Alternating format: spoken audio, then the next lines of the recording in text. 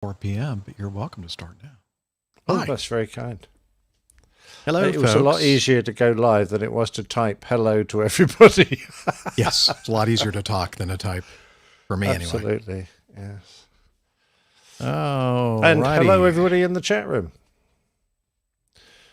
I got James the Giant Peach, Stephen Ivy, because he went to a really good school. James the Giant Peach. What? Is that who that is? James J? No, I don't think so. Paul Verhagen. How's everything in Cincinnati? He's the ice cream man, isn't he? Verhagen. Verhagen? No, that's Hagen-Dazs. Oh, okay. Let's Paul Verhagen-Dazs. And we've got Hillel, who is a man who puts windows in. Wait a minute. Hillel. He's a glazer. Wait a minute. Where's Hillel's stuff, so to speak? And I can't think of anything amusing to say about Ken. But he's on the wrong, he's in the wrong place anyway. Ken, you're on Facebook. You're the only person. Oh no, Greg Dubin. Greg, in Facebook. Yeah, he's one of the Flying in Life co-hosts with Mike. Yeah, you all in the Facebook, head over to YouTube, please. You'll have more fun that way. You'll see see everybody else's comments. And don't ask me what the link is, because I have no idea. Just go to airlinepilotguy.com/YouTube, and then just click on the video there, and then it'll take you to the YouTube page. Perfect. Easy peasy. Oh, Ken's going to be in Atlanta. Oh, are you? In Atlanta next week. Okay. Well, I'll be flying Wednesday through Friday. But I am here Monday and Tuesday. Are you flying before you do your recurrent? Yeah, I don't do recurrent until the 28th, 29th. Okay. Good. Jeff, you've got to try these towels. Oh, you got new towels. Oh, excellent. Yeah, well, it's a new place, new towels. Yeah, why not? Actually, they're not new towels. They're old towels. Oh, well, Hillel probably can't tell the difference. Well, where's the thing they normally play? What the heck? Jeff, do you still have some of that good shampoo from the last place? Oh, that's perfect because I'm in a new place. I think I played that one actually to the last show, but that's all right. Nobody will remember that. Be right back. Sure. Oh, here it is. Hello, Slack. Can you do Slack? Okay, but I'm dripping wet. That's okay. All right, good. It's bumpers.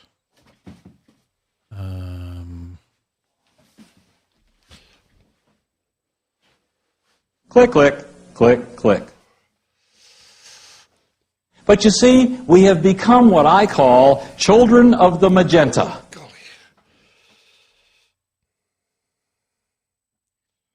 Just send your cash. All right. Come on, man. Just send your cash. 2 United States presidents. 2, I'm confused. How many United States presidents? This is the current U.S. president. Come on, man. And here is the one couple of presidents ago. Just send your cash. All right.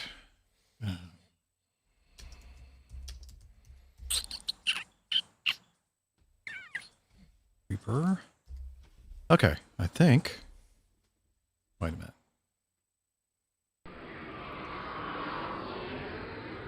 Okay.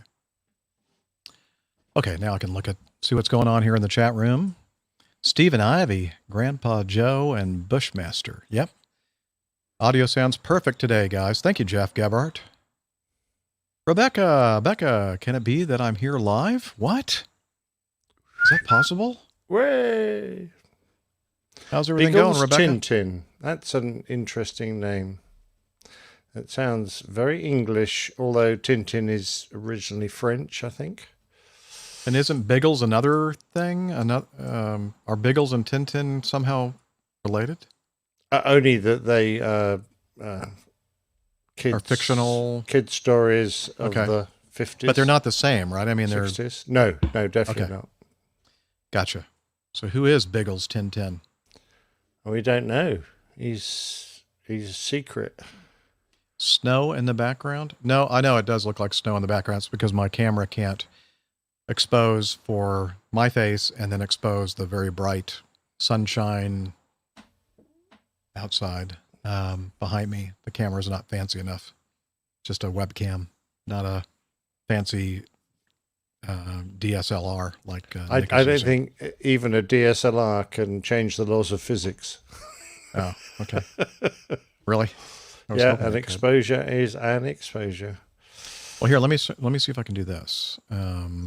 Here, let me expose myself to you. I mean, if you wanted to match yourself, you'd have to increase the amount of illumination on you. Yeah, and I don't have my my studio lights, which I'll probably, on my next trip back down, I'll probably put those in the car and bring them up here. So then I'll have a couple soft lights on me, and that way probably better exposure. I mean, there is plenty of light on you, but yeah, of course, it's outmatched by what's outside. Okay, let's see here. If I can do this. Advanced and zoom. And I love the... How's that working? I saw an airplane there. It's I an know. airplane Whoa, coming watch through out. your window. Oh, no, duck, Jeff. I don't understand. Do I have the green screen on? You must have. Oh, Jeffrey. It's doing its best. You've obviously got some greenery out the other side of that window. There Yes, we you go. have. Yeah. It's going, I think there's a bit of green screen there. Okay, so now, see if I can get the exposure changed on this. Basic. What would I do? Darken it a little bit? Well, in order to see the outside, yes, you need to reduce the exposure. But all it's going to do is make your face very gloomy. Oh, I'm not going to leave it like that. I'm just trying to give okay. everybody an idea of what it really looks like. Well, it looks like jungle out there. It's a jungle out there. There's a cabin behind me, or actually beside me. Okay, that's good enough. Let's see. Let's go back to brightness. Aperture priority. And back to a proper zoom level. I wonder, that was one of the problems before, was it was trying to do green screen. Yeah, it was. Color cast looks a bit odd now, but yeah. Okay, let me see. everything's a bit green. Funny old thing. Now everything's a little red. Hi, Janelle. Yeah. Is that better? Yeah. I'm just looking at your mic, the color on being reflected off your mic. It might be just because you've got a lot of greenery out there. The green is probably coming in and reflecting off the mic. Yeah, exactly. Yeah.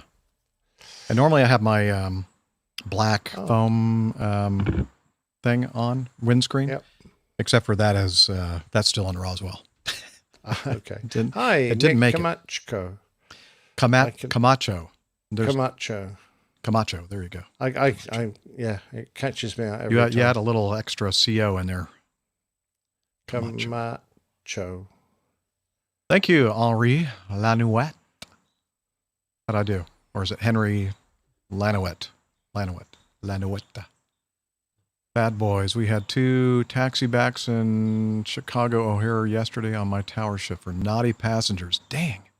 2 taxi People are out of control. Wow, what is wrong with people? I mean, Oh, look, Liz, what are you doing there in the? You should be on in my ear, so to speak. Your earworm is missing. I know. Feel naked.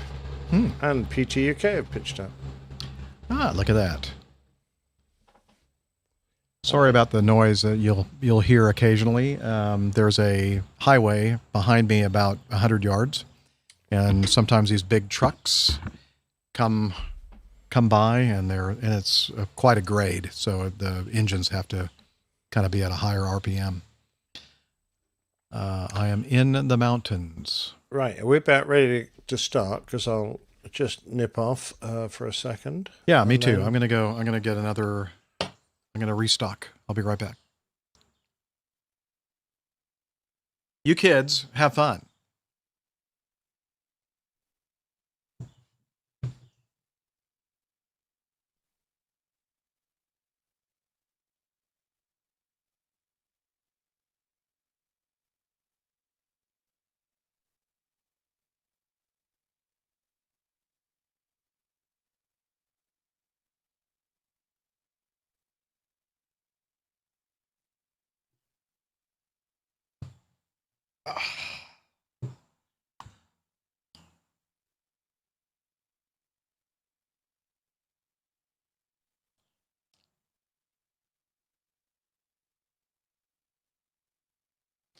Oh no, who let Dave Abbey in?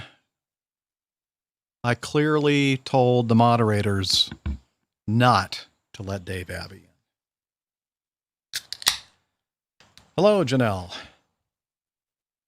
Yeah, I'm up here near between Clayton and Hiawassee and Lake Chatoog, and I'm actually right next to, like within a 5-minute walk of Lake Burton. Or as they say, Burton. Or as some people say, like Burton. And Clayton. It's weird.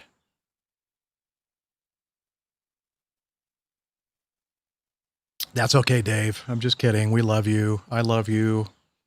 You're all so special to me. Hello, Spencer. I think, don't we have some feedback from Spencer today? Let's see. I'm going to go over here to Evernote. So is my volume okay in comparison with Nick's? And does it sound really weird? Or, I mean, not just my voice, but like the way I have everything set up. I hope everything is okay.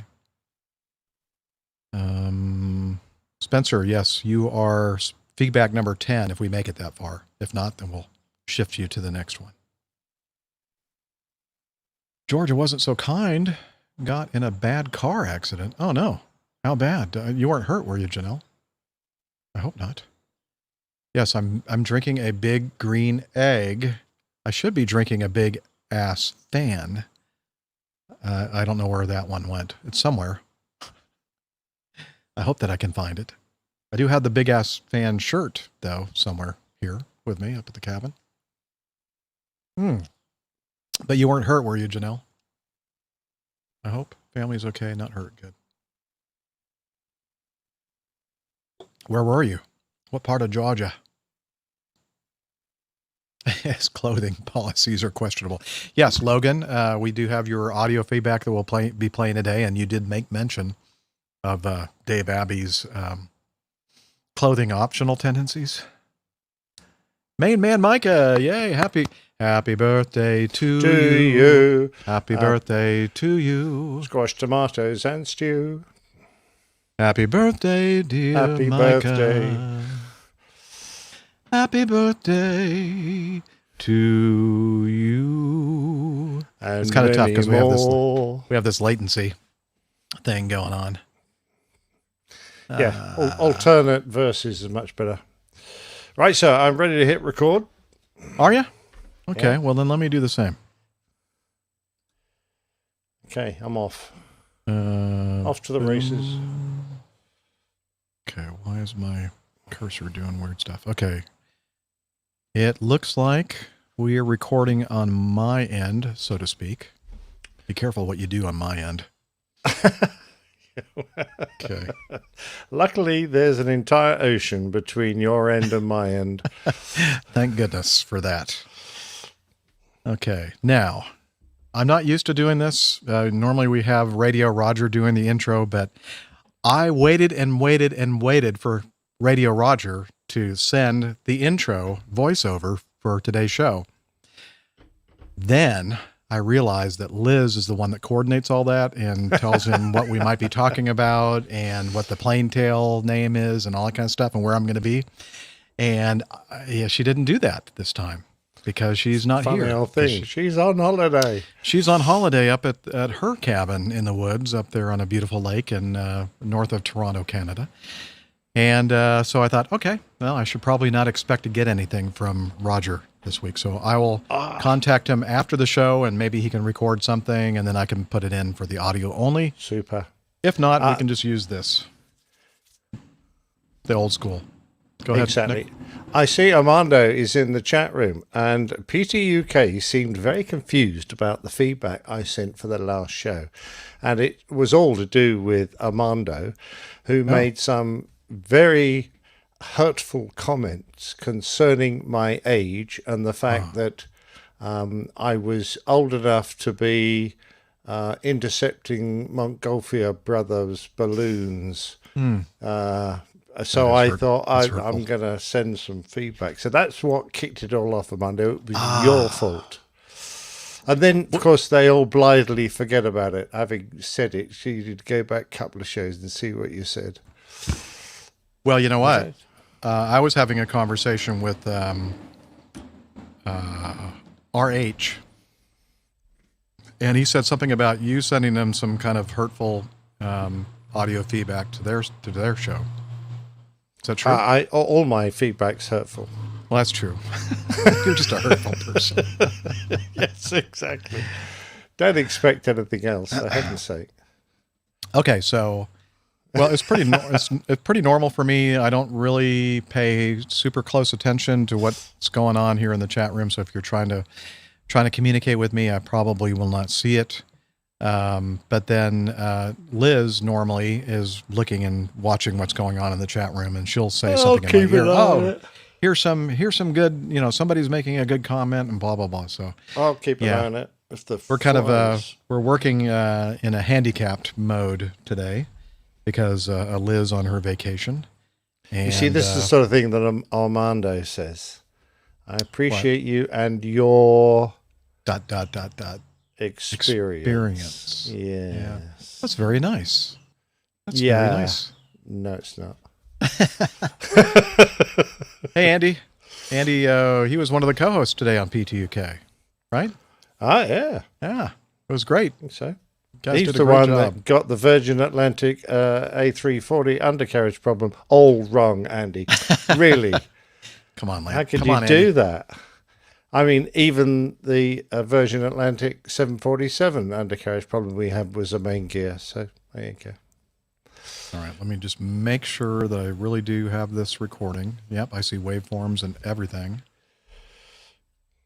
Oh, that's interesting. Why am I showing a waveform under Liz's track? That must be left over from the last... Oh, I need to...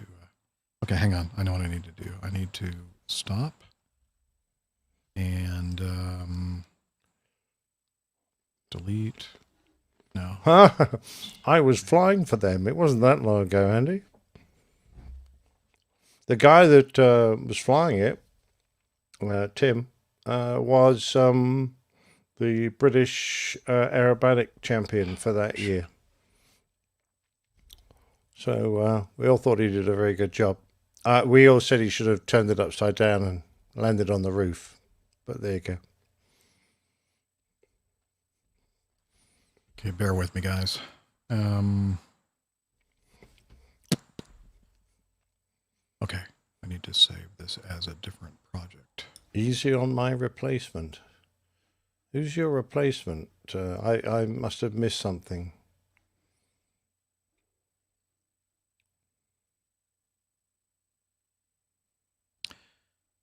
Okay, recording Oh, again. You lost me there, Armando. Oh, I think that Armando is saying that Andy is going to be Armando's replacement on PTUK. Oh, really? No, I don't think okay. so. Apparently, they've been grooming Andy. I think there's a law against that in this country, but don't quote me on that. I always think of the it was like is it chimpanzees that like groom? And Yeah, like, nitpicking. yeah. Yeah, I can see Armando like that. Yeah, I can picture him as a chimpanzee. Don't take that person. Just kidding, Armando. Yeah. Okay. So I'm going to be doing this. We're hoping that Steph might be joining us. We'll see. She may have a job to pick up an airplane in Raleigh, but she doesn't know for sure yet. So as I said, we'll see. So I'm going to have to do this old school. So bear with me here. Let me get this up and make sure that I have. Where is MDT? That's Chicago Midway. Okay. Never been there. Thanks. Yeah, you wouldn't be flying your 340 into Midway. It's got shorter. No. I just thought I did once divert from DC. Well, it wouldn't have been DC. No. Wait, no, I'm wrong. That's MDT is Harrisburg. Right? Harrisburg. Yeah, Harrisburg, PA. I'm sorry. I just realized that. And now I'm seeing that everybody's correcting me. Sorry. Yes, Harrisburg, MDT, MDW is Midway. My bad. All right. My bad. Leave me alone. I'm an old man. Look how fast they can type. I know. It's amazing. And how quickly they respond when they want to criticize you. But when we ask them for something, it's like 30 seconds, a minute, and we still don't see anything from them. Exactly. Unbelievable. We're on to you all now. We're on to you. Yeah. Can you hear that? Yeah, it sounds very racy. Yeah, sorry about that. I didn't think about this when I was setting up here on the back screened-in porch or deck or whatever you call it. Oh, nice whatever the heck. We'll just do it. Okay. I guess we need to keep track of time. It's 4:08. Yeah, I'm my bedtime. So hurry up, Jeff. Okay.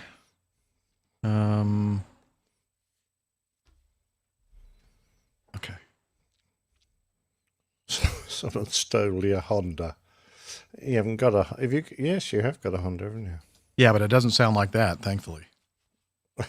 Well, It does when someone steals it. Maybe it does. Okay. 4:09.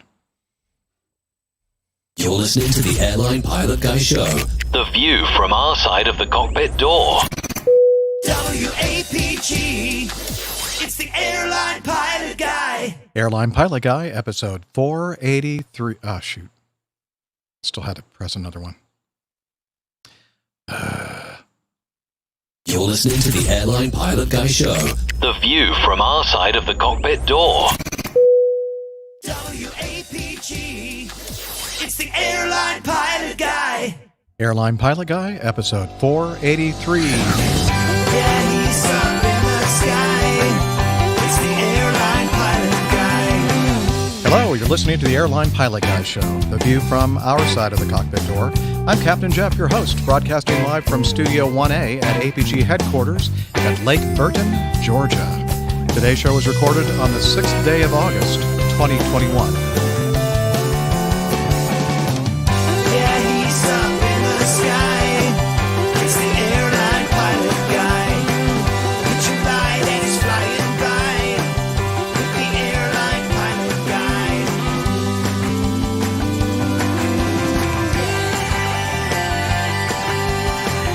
In today's episode, EAA AirVenture wrap-up, confusion from a Phenom, duct taping passengers to their seats, more news, your feedback, and this week's plane tale, the Asoh Defence.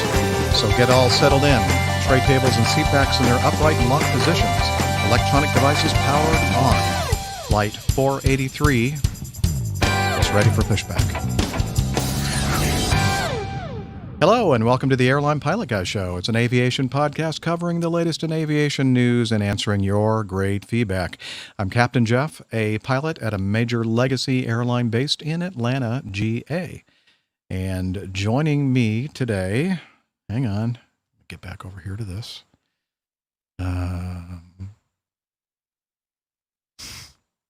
And joining me today from his studio. Dang it. I have the wrong rack. It's an easy mistake. That's what she said. Where is it? Shoot. It's really hard for me to describe what's happening right now.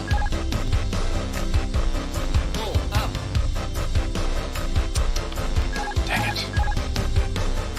Liz. Retard. We need you. What, you got the retard in? Yeah. Okay, here we go. And now, if I do this, I'll be back to that. Okay.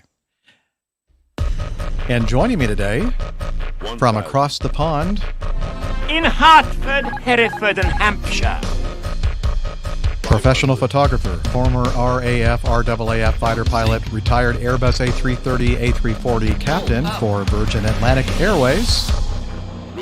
It's Captain Nick. Hi there, Jeff. After the longest break in APG history, I think. Well, could be.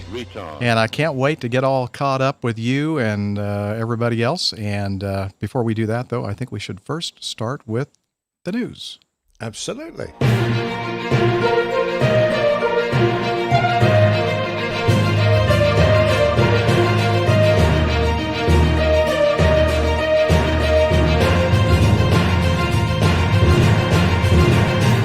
Stand by for news. All right, let's start off with a huge air show, probably the biggest in the world, I'm guessing, at least general aviation-wise. EAA AirVenture Oshkosh 2021 was last week, and we have several people that listen to our show who are participating in that amazing air show. And man, I really, really missed going there this year. I'd planned to go, but we'll talk about that later on in the Getting to Know Us segment. But several of you did, and let's tell you a little bit about this. This is from EAA.org. EAA AirVenture Oshkosh 2021 Facts and Figures from an Outstanding Year. And this is according to President Jack Pelton. This was perhaps the most challenging set of circumstances we've ever faced as an organization to make this event happen. I could not be more proud of our volunteers, staff, and participants on the way they came together to exceed our expectations and make AirVenture 2021 a truly memorable experience. The attendance this year, 608,000. Only the third time attendance has surpassed 600,000, and within 5% of the last time they had AirVenture back in 2019. We went into this year not knowing what AirVenture would look like and how big of an event was possible. The aviation community spoke loudly, though. It was ready to come to Oshkosh, and we were happy that we could welcome them. Our theme was, "The wait is over," and indeed it was. And the wait was worth it. There was joy and excitement throughout the grounds, and it set the stage for the return of AirVenture, making us very excited for the future. We have some feedback from somebody who happens to be in our live audience right now and is a big part of our APG community. His name is Logan Lynch, and so let's play his audio feedback. Hey, Captain Jeff, Dr. Steph, Rick, Nick, and of course Liz. I just wanted to spend some time sharing my experience that I had at EAA AirVenture. So my week started on Sunday the 25th after landing in Appleton. This year I decided to stay in the dorms. If you're looking for something that's more on the budget-friendly side for the week, this is definitely the way to go, especially if you can find a roommate to split the cost with. On that note, be careful if David Abbey asks you to stay with him, as he has a clothing optional policy and has a system rigged to the point where Jennifer always seems to be stuck in the room next door, where she tends to run into chairs in the middle of the night and causing a ruckus on our entire floor. The dorms have an all-you-can-eat breakfast available, which also has a variety of restaurants in close proximity. And if you don't have a car, there's also a shuttle that leaves the dorms every half hour or so to take you directly to the airfield. I know there were several of us that stayed there this year. So, initial impressions. Pandemic? What pandemic? The place was absolutely packed. And I'm recording this on Wednesday the 4th, and yesterday the EAA released, I'd say preliminary numbers, but they said that there were over 600,000 visitors along with over 10,000 aircraft on the field. So they definitely exceeded 2019, and that's with very limited international visitors. Speaking of which, Glenn Towler, we missed you. We're sad you weren't able to come. And Tim Everett, we're glad that Canada let you come. The show was definitely different, and many things were missing, but it was still a huge event. As of 8 p.m. on Sunday, July 25th, there were already 8,000 aircraft arrivals. That's Sunday, before the show even started. So here's a couple of highlights from each day of the show for me. On Monday, there's a brand new 737 MAX 8 on Boeing Plaza. This airplane was just delivered the night before. It actually still had its experimental certificate. They had to work all night to get that changed so they could fly it to Oshkosh to be on display. We also met with Major Rick Bell for a tour of the C-17 flight deck. Thanks for that, Rick. That is a awesome airplane for sure. I'm going to challenge Laura Davis to give feedback on the event we went to Monday night if she hasn't already submitted feedback on it. It was a NASA panel, and that was awesome, but I'll let her tell more about it. Tuesday, Mike Patey arrived with his newly finished Carbon Cub nicknamed Scrappy. If you don't know that whole story, I'll definitely put a plug in for his YouTube channel. And then Acme Brown brought in their newest 747-8, and we were able to take a tour of that. On Wednesday morning, Dave from Live ATC was kind enough to take some of us out to Fisk to see how air traffic control funnels all of those aircraft into Oshkosh. And literally all it is a group of about 5 or 6 in a trailer that's out in a cornfield, and they have binoculars picking out airplanes out to the southwest and calling them out. That day was cut pretty short due to a line of severe thunderstorms that were approaching the area. The night air show was postponed until Thursday. Luckily, the worst of the storm missed out to the west, so there was no damage reported, and most of all, no injuries from the storm.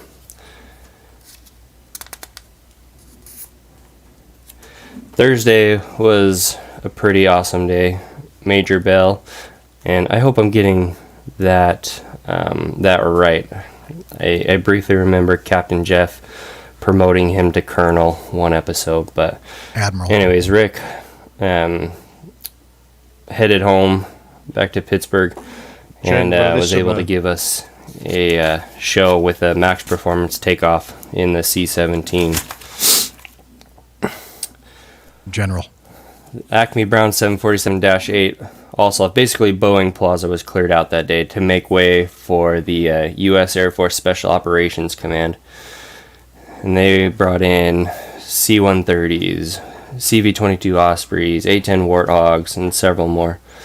They sampled or simulated a rescue operation, which also involved, quote-unquote, blowing up approaching enemy forces. That was a fantastic show for sure. The rescheduled night air show from Wednesday also took place that night, which was awesome as always. Friday for me was kind of a walk around day, more of a relaxed day, going in there with no plan. I took a tour of the vintage area and the ultralight area. And it's one thing to admire the airplanes that are up in the air, but another to walk around for a while and just looking at all of these airplanes. Like I said, over 10,000 airplanes may have been on the field at one point, but each one of them may have a unique story, and so it was good to just go slow and see these planes on the ground. In the vintage area, every model of Stinson you could think of, every Cessna, Piper, Travel Air, Bonanza, they were all there. And there's definitely not enough time in the week to see all those and learn about everything. Oh yes, and also on Friday was a recording of some kind of podcast. Nobody too special. Two dudes named AH and RG, or is it RH and AG, RHAG, something like that. Nothing too crazy, but nobody really knows their names, right? I won't talk much about that show, but let's just say a certain someone that follows APG was there to defend the APG honor, if that is even a thing. But in all seriousness, it was a fun show, and I think I can speak for most of us in saying how proud we are of how far those guys at opposing bases have come with their show. Anyways, that's pretty much it. I'm sure you'll have quite a bit of feedback on the show, so I won't take too much time, but I will end by saying I'm grateful for APG and the APG community. You're all a big part of why I started getting into the Oshkosh scene. 2019 was my first time there, and that's where I met a lot of you for the first time, and that's where many of these friendships began for me, and this week was where many new friendships began. We definitely missed you all that weren't able to make it and wish you could have joined, but here's to hoping for Oshkosh 22 meetup. We love you all, and thanks again for all you do. Oh, and P.S. Thanks for letting Hillel out of the shows for the week. I'm not sure who you hired to take the toilet paper out of all the porta potties near him, but they definitely did a good job trapping him there for a while. Bye. Well, before we comment on that great feedback from Logan, let's first acknowledge the fact that we have with us today from her lakeside cottage in South Kakalaki, Dr. Skydiver, Marathon Runner, Strength Training Junkie, IPA Connoisseur, and Commercial Multi-Engine Instrument Rated Backstabbing Jumper Dumper, Dr. Steph. Hey, Captain Jeff. I'm hoping you guys can hear me. Yep. Oh, good. We can. Yes. Yeah, we took that little hiatus you were mentioning, and I came back and none of my audio stuff worked correctly, and I have no idea why, so I was frantically trying to troubleshoot that, but it basically you did it. Took, the old trick of turn it off and turn it back on again, and that seemed to that work. Usually works wonders. Yeah. Yeah.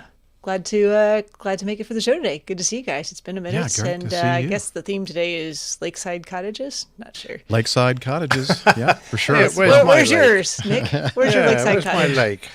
Get on the stick. Come on, so to speak. Let's see. So let's get back. We'll get all caught up with each other here during the getting to know us segment. But in the meantime, Logan, thank you so much for taking the time to record that and send that in. And I'm hoping that we'll get some more feedback, some more audio feedback regarding people's experiences, especially our APGers in Oshkosh at the EAA AirVenture. Sorry to hear the few troubles you had with some of the fellow APG community members, such as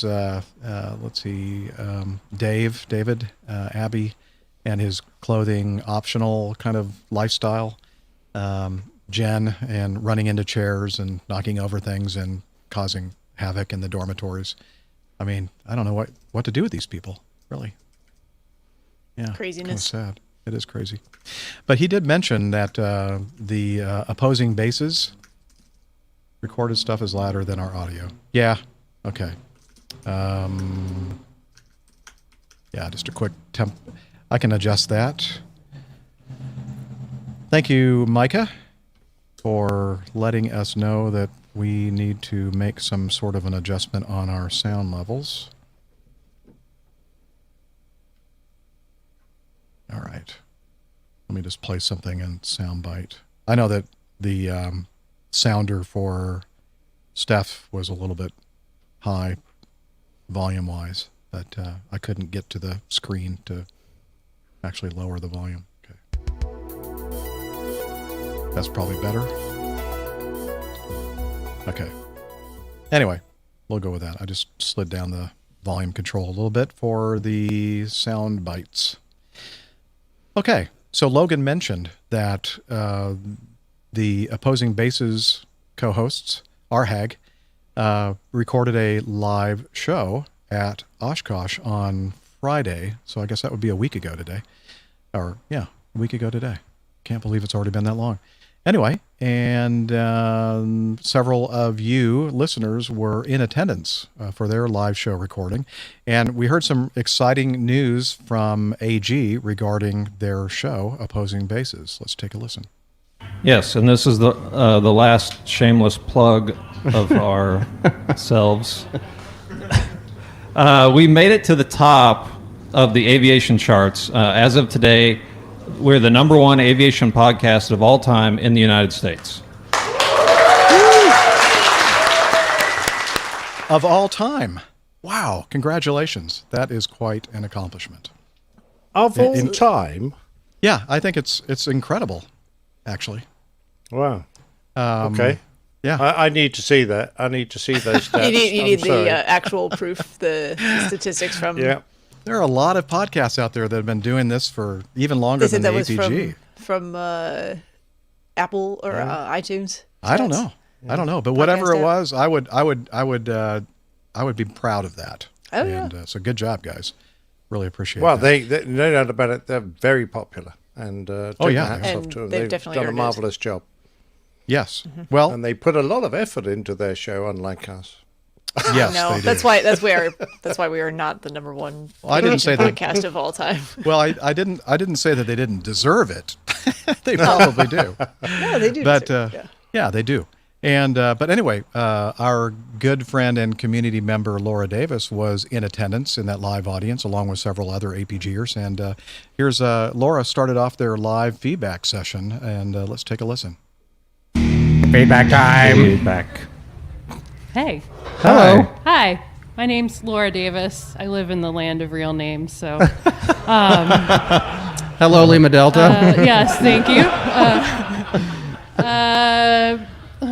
Two-time listener, sort of a fan, I guess. I'm just confused because I was told this was like the best aviation podcast show, and I don't see Captain Jeff anywhere. So I just wanted to know, like, how many people did you pay off for all those likes and subscribes and stuff, all those reviews that you just read right now? Because I'm guessing they're fake. So thank you for the kind words. Yes. Wow. What I want to know is how much Captain Jeff paid you to stand up here. I don't disclose my fees to the public. So the live audience can see you were wearing a shirt from 2019's Osh Bash, is what he called it? No, it's just the APG. It's just the regular. Oh, wait. Okay. He used the logo on the front. Okay. I have available on airlinepilotguy.com. Jeff can't be here this year. We do miss him. And I wish Jeff. he could be here for this. We did go to his live show in 19. He had his big fancy RV with big giant speakers and power. Yeah, I actually heard that the reason he's not here is because you guys got the spot. We stole the last spot for the forum. So. Yeah. The forum was generous enough to give us the only one, and they said, "Oh, it's available," and I don't have the schedule in front of me. There's why it's available. Yeah. Who in their right mind would record a show during an air show? I look. I still listen to Captain Jeff. I love him. I wish he was here. I miss him, and it's awesome that you brought him up at this show. It's super appropriate. We do owe them. We do owe APG a lot for getting us our start and helping us get our name out Yeah, there. who in this crowd also listens to Airline Pilot Guy? Exactly. Yeah, quite a few. Yeah. And when we first started, he was very generous in sharing our show with his audience. So thank you, Captain Jeff. Thank you, guys. Lima Delta. Thanks. Uh-oh. This is trouble. Oh, this is... Have our attorneys... Well, that was because Mike Carrolls was standing up to get in front of the microphone. So, yeah, he also had some great feedback. And Mike, looking forward to hearing from you and getting some audio feedback from you regarding the festivities at AirVenture. Did he just put out a episode? Yeah, I think he is. Today? He was working on an episode, an interview episode, but he said he was going to send us some feedback. Yes. Maybe his show took His precedence episode over 71 ours. was published earlier today. Yeah, well, That's what, you know. I mean, priorities, where I are guess. his priorities? Come on. Jeez. I know. Poor chap. Anyway, Well, Laura. Thank you, Lima Delta. I mean, Yeah. Laura. Oh, geez. She lives in the world of real names. Yes, Come on. For defending, I like defending that the world. honor of APG. And it was very funny, Laura. It was great to listen to. Thanks. Yes. Thanks That for was waving the APG flag. We do appreciate that. Anyway, so it looks like the whole thing was an incredible success. Lots of great, events occurring there. It looks like they set some records or almost set some records. So pretty incredible when you consider how there wasn't even an AirVenture last year because of the pandemic. So that's pretty cool. Very exciting. And we hope to be back there again in the future. Sorry we couldn't be there. Yeah. It's a bummer. All right. Very good. Anything else to say about AirVenture? No? No, wish I'd been there. See you next year. Yep, we'll see you next year. Okay. Well, we have this next news item, and I'm sure that many of you have already watched this video. It was a TriMG, which I've never heard of that airline. TriMG Boeing 737-300 freighter performing Flight 515 from Kolkata, India to Paro, Bhutan, was on approach to, or Paro, how would you pronounce that? Paro? Paro. I'll say Paro. Yeah. Runway 33 when the crew received a bank angle warning as well as a GPWS sink rate pull-up warning, but they continued the approach, resulting in a hard touchdown. According to UNICEF, the aircraft was carrying Moderna vaccines to Bhutan that were donated to Bhutan within the COVAX initiative. The aircraft remained on the ground in Paro for about 16 hours, then departed for the next sector to Bangkok. Now, golly, that didn't take them long to replace the undercarriage then. Yeah, well, I mean, I guess they might have had some spare parts from the last hardline. I don't know, just, So well, you know what? To me, though, I mean, 16 hours, that could have been just their scheduled crew rest. They may have been at an end of their duty day. Walk around, post-flight, plane looks okay. Yeah, sure. Well, you want to see this video of this final approach and landing? For anyone who hasn't seen it yet, enjoy. Let's do that here. Let me hit this and this and this. Share. Here we go. Okay. Turn left now.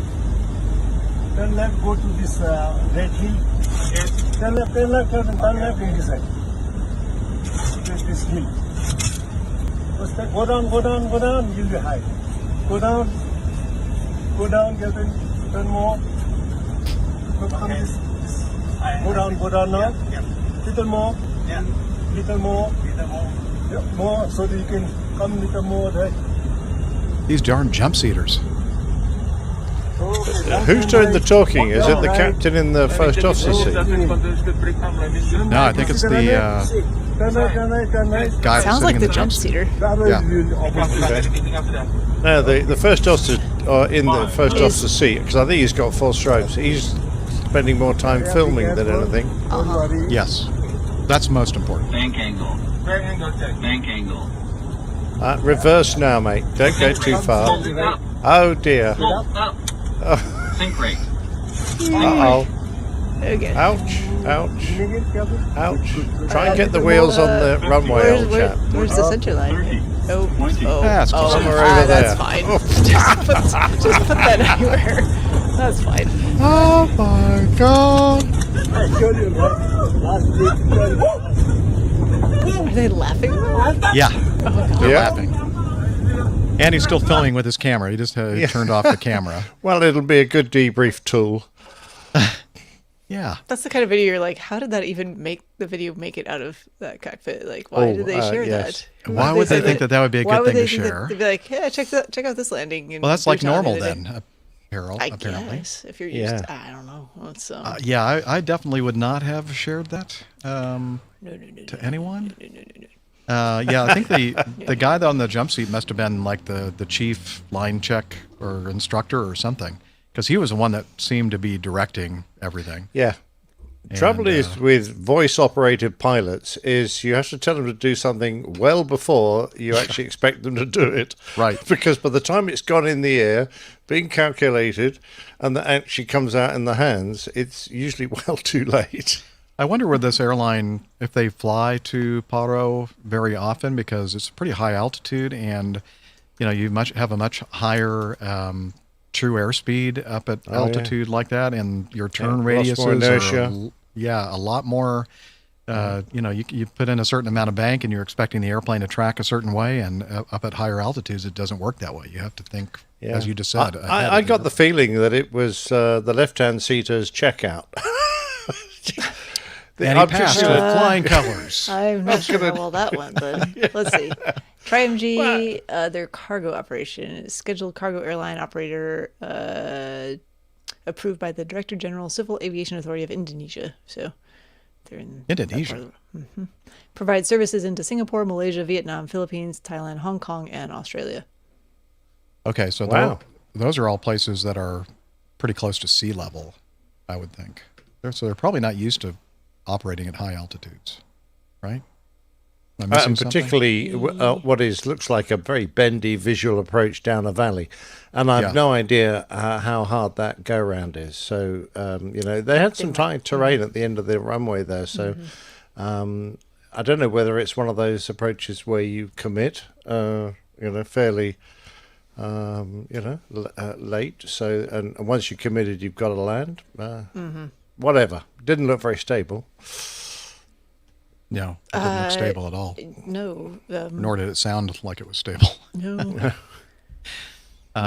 Dale says, once off charter from Calcutta to collect COVID vaccines for Thailand, I believe. Well, according to Aviation Herald, they were actually delivering the Moderna vaccine to Bhutan. Yeah, to Bhutan. They upgraded from 737-200s, so this is a much more advanced airplane. Right. Yeah.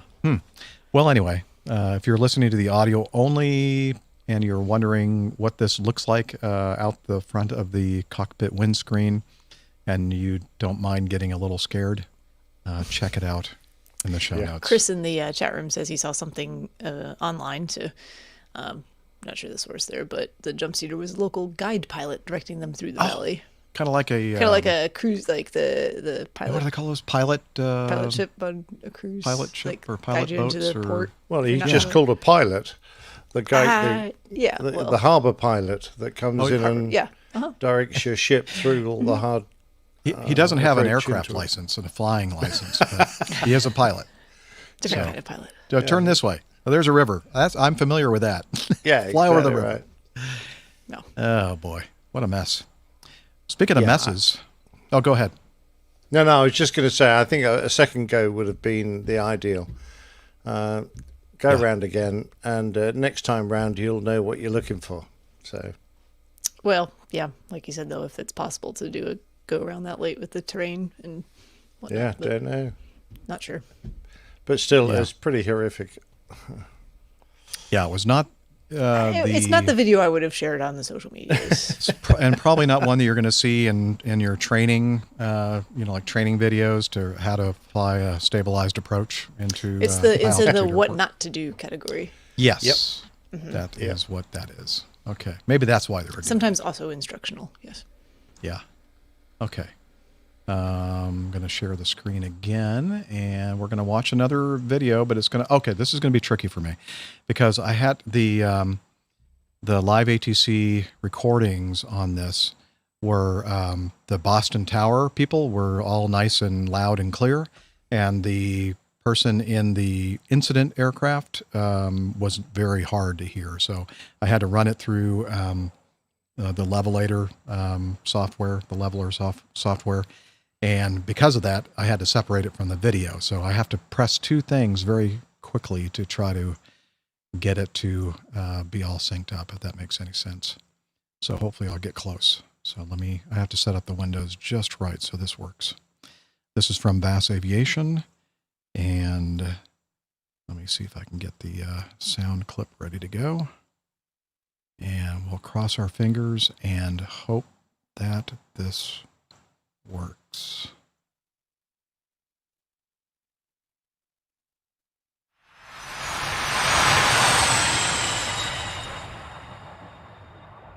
A little bit off, but close. Good morning, Papa Sierra, Foxtrot Bravo Lima. Say again. Papa Sierra, Foxtrot Bravo Lima. Papa Sierra, Foxtrot Bravo Lima, Boston approach, roger. Boston altimeter 3020, stay altitude leaving. Altimeter? Boston altimeter 3020, Papa Sierra, Foxtrot Bravo Lima, stay altitude leaving.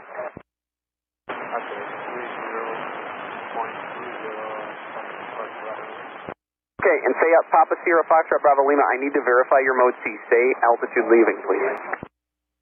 Okay, descended, touching 3,000. Papa Sierra, Foxtrot Bravo Lima, roger. Confirm Robot 3 arrival, 15 right transition. Okay, Robot 3 arrival, Fox Bravo Lima. Rowboat 3? And the 15 right transition, correct, sir?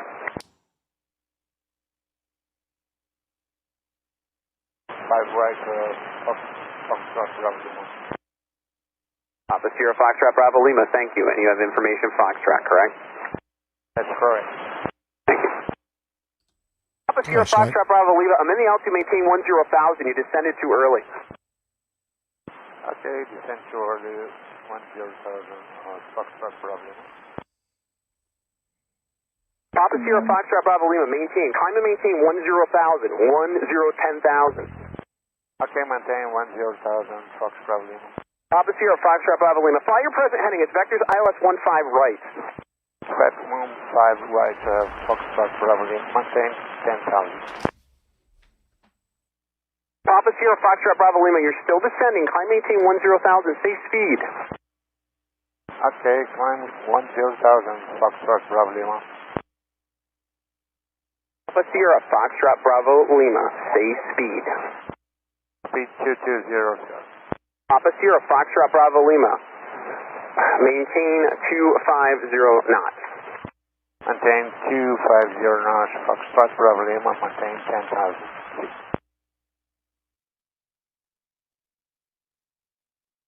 Papa Sierra, Foxtrot Bravo Lima, turn 5 degrees right. 5 degrees. Can you confirm the heading? Okay. Papa Sierra, Foxtrot Bravo Lima, stay heading. Okay, heading 035. Papa Sierra, Foxtrot Bravo Lima, fly heading 040. Heading 040, Papa Sierra, Foxtrot Bravo Lima. Papa Sierra, Foxtrot Bravo Lima, possible pilot deviation. I have a phone number when you're ready. Heading 040, Papa Sierra, Fox Bravo Lima. Papa Sierra, Foxtrot Bravo Lima, descend and maintain 7,000. Descend and maintain 7,000, Fox Bravo Lima. Papa Sierra, Foxtrot Bravo Lima, there is a possible pilot deviation. I have a phone number for you to call when you're ready. Are you ready to copy? Okay, ready to copy, Fox Bravo Lima, maintain heading. Papa Sierra, Foxtrot Bravo Lima, possible pilot deviation. Advise you contact Boston Consolidated Tracon at 1-877-5309, or whatever that is. Upon landing.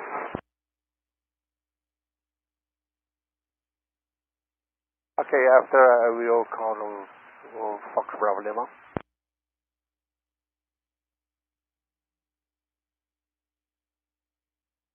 Fox Bravo Lima 7000, heading 040. Papa Sierra Foxtrot Bravo Lima, Ball Center Bridge. Roger, expect a left turn to the downwind shortly. Left turn, Fox Bravo Lima. Papa Sierra Foxtrot Bravo Lima, turn left heading 330, descend and maintain 6000. Left turn 330, descend 6000, Fox Bravo Lima. Foxtrot Bravo Lima, contact approach 118.25, 1825. 118.25. Then Papa Sierra Foxtrot Bravo Lima. Papa Sierra Foxtrot Bravo Lima, Boston approach, Roger, Foxtrot turn, expect vectors for the visual approach or the, what would you like, the ILS? Join the ILS Foxtrot Bravo Lima. Sierra Foxtrot Bravo Lima, Roger, for now just continue on your present heading, maintain 3000, vectors for the ILS, runway 15 right. Okay, descend 3000, expect ILS 15 right.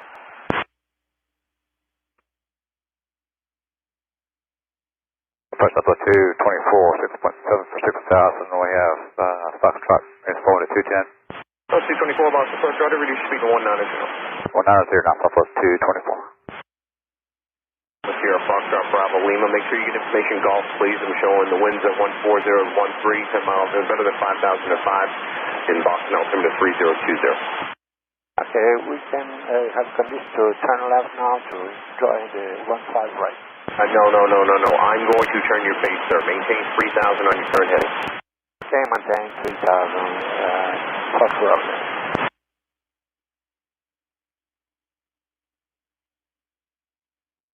Papa Sierra Foxtrot Bravo Lima, turn left turn heading 240. Left turn 240, Foxtrot Bravo Lima, 3000. Southwest 224, descend to maintain 4000. 4000, Papa 224. 13, descend to maintain 4000. Correction, descend to maintain 3500. Descend to maintain 3500, Tier 13. Papa Sierra Foxtrot Bravo Lima, maintain 190 knots. 190 knots, maintain Foxtrot Bravo Lima. Papa Sierra Foxtrot Bravo Lima, you're 5 miles from the funnel, approach 6, turn left heading 180, maintain 3000. So establish on the funnel, on the localizer cleared, ILS runway 15 right approach. Turn left 180, maintain 3000, intercept 15 right. Fox Bravo Lima. Papa Sierra Foxtrot Bravo Lima, feed at your discretion. Roger, Fox Bravo Lima. Papa Sierra Foxtrot Bravo Lima. Looks like you just blew through a little bit there. You can turn, you got the field tank, 11 o'clock in 9 miles.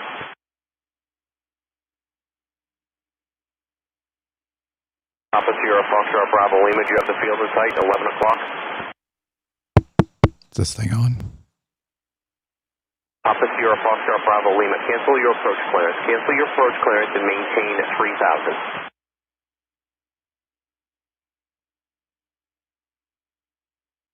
Papa Sierra Foxtrot Bravo Lima, Boston approach, how do you hear? Papa Sierra Foxtrot Bravo Lima, if you hear this transmission, ident. Sierra Foxtrot Bravo Lima, cancel your approach clearance. I'm not receiving your radio. Turn right heading 290 and maintain 4000. 290, Foxtrot Bravo Lima. Papa Sierra Foxtrot Bravo Lima, cancel your approach clearance. Right turn heading 290, maintain 4000. 4000, 290, Foxtrot Bravo Lima. Southwest 224, turn left heading 240. Left 240, Southwest 224. Jet 13, traffic noise news, traffic's breaking out. Do you get the field in sight? Got a field inside, Cat 13. Cat 13, cross heading me at 3000 or above, and then inbound, then altitude discretion, proceed inbound runway 15 right. 10,000 above, 15 right, Cat 13. Papa Sierra Foxtrot Bravo Lima, is everything alright? Everything is alright now. Papa Sierra Foxtrot Bravo Lima, I'm going to give you about a 15-mile final. You blew right through the localizer on that. Turn right heading 330 and maintain 4000. 330, 4000, we suffer landing gear disagreement. Sorry, Fox Bravo Lima. You having landing gear issues? No, now it's correct. Foxtrot Bravo Lima. Roger, Southwest 224, turn left, heading 180, and it's up to localizer, descend and maintain 3000. Left 0, localizer, down to 3000, Southwest 224. Papa Sierra Foxtrot Bravo Lima, just maintain 190 knots. I'm going to have your base turn for you in about 5 miles. 190 knots, and the next? I'm going to have your base turn for you in about 5 miles. Expect your base turn in 5 miles. Base turn 5 miles, Fox Bravo Lima. Southwest 224, 3 miles from the, actually 8 miles from the final port 6, maintain 3000. We'll establish on the localizer cleared island from 15 right approach, and you can maintain 170 knots to the 5 mile final. 175 mile final, 2000, Southwest clear island, 15 right, approach southwest, 244. 13, town 128.8. 128.8, Cat 13. Over 5260 out of 10 and a half, sending via with Foxtrot.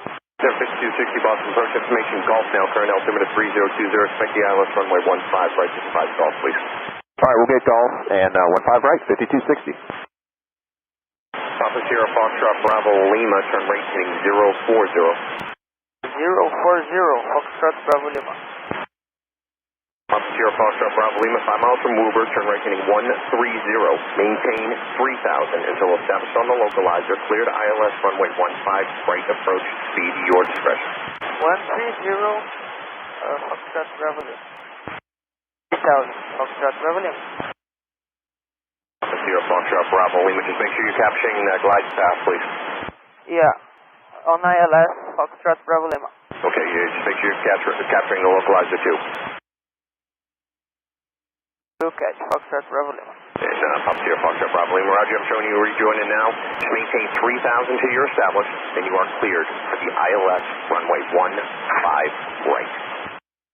Roger, intercepting the glide now, Foxtrot Bravo Lima, maintain 3000. And just verify you are cleared for the ILS runway 15 right. Yeah, last 15 right.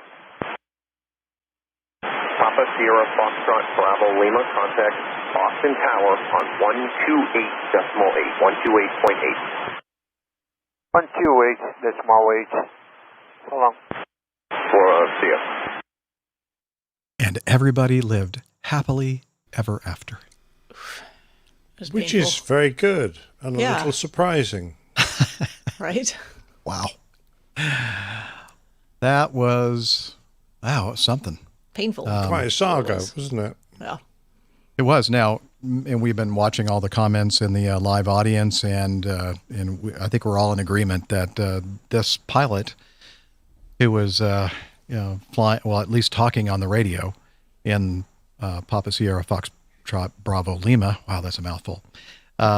Was probably not the most expert English speaker. I guess we've established the airplane is registered in Brazil, and English is probably not that pilot's first language. But that explains the communication, maybe. But I'm not sure that it explains kind of blowing through altitudes. I guess I shouldn't use blowing. Breaking altitude requirements, altitudes, sort the of localizer, everything in between. Yeah. So it was more than just a language issue. It was, a flying issue too. It seems. I don't know. Oh no, I agree 100%. The fact that he wasn't able to come out with accurate headings when requested, and that's a pretty simple request. What heading you're flying. Yeah. Say altitude, say heading, say exactly, say speed. A lot of that. There are obviously two guys in the flight deck. I heard what sounded like almost like three different voices. I heard at least two distinct voices. Yeah, two. I think I heard. Yeah. Okay. It just sounded like they were very, very, very tired or very unfamiliar and having real problems working the aircraft.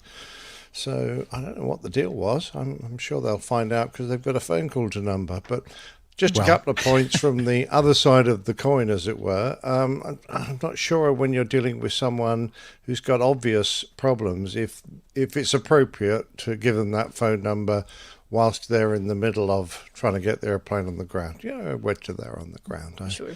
Or, completely different phase of flight or on the ground, like you said. Actually heard that the other day. Someone, unfortunately, in our airspace received a phone number, but it was clear that it was for something that had happened on their departure, and then they were returning, and that's when they Yeah.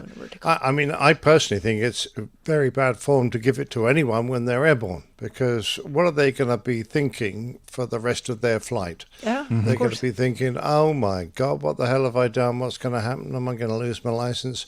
Wait till the chaps or the lady or whoever it is safely on the ground, and then give them the number, because there's little damage they can do.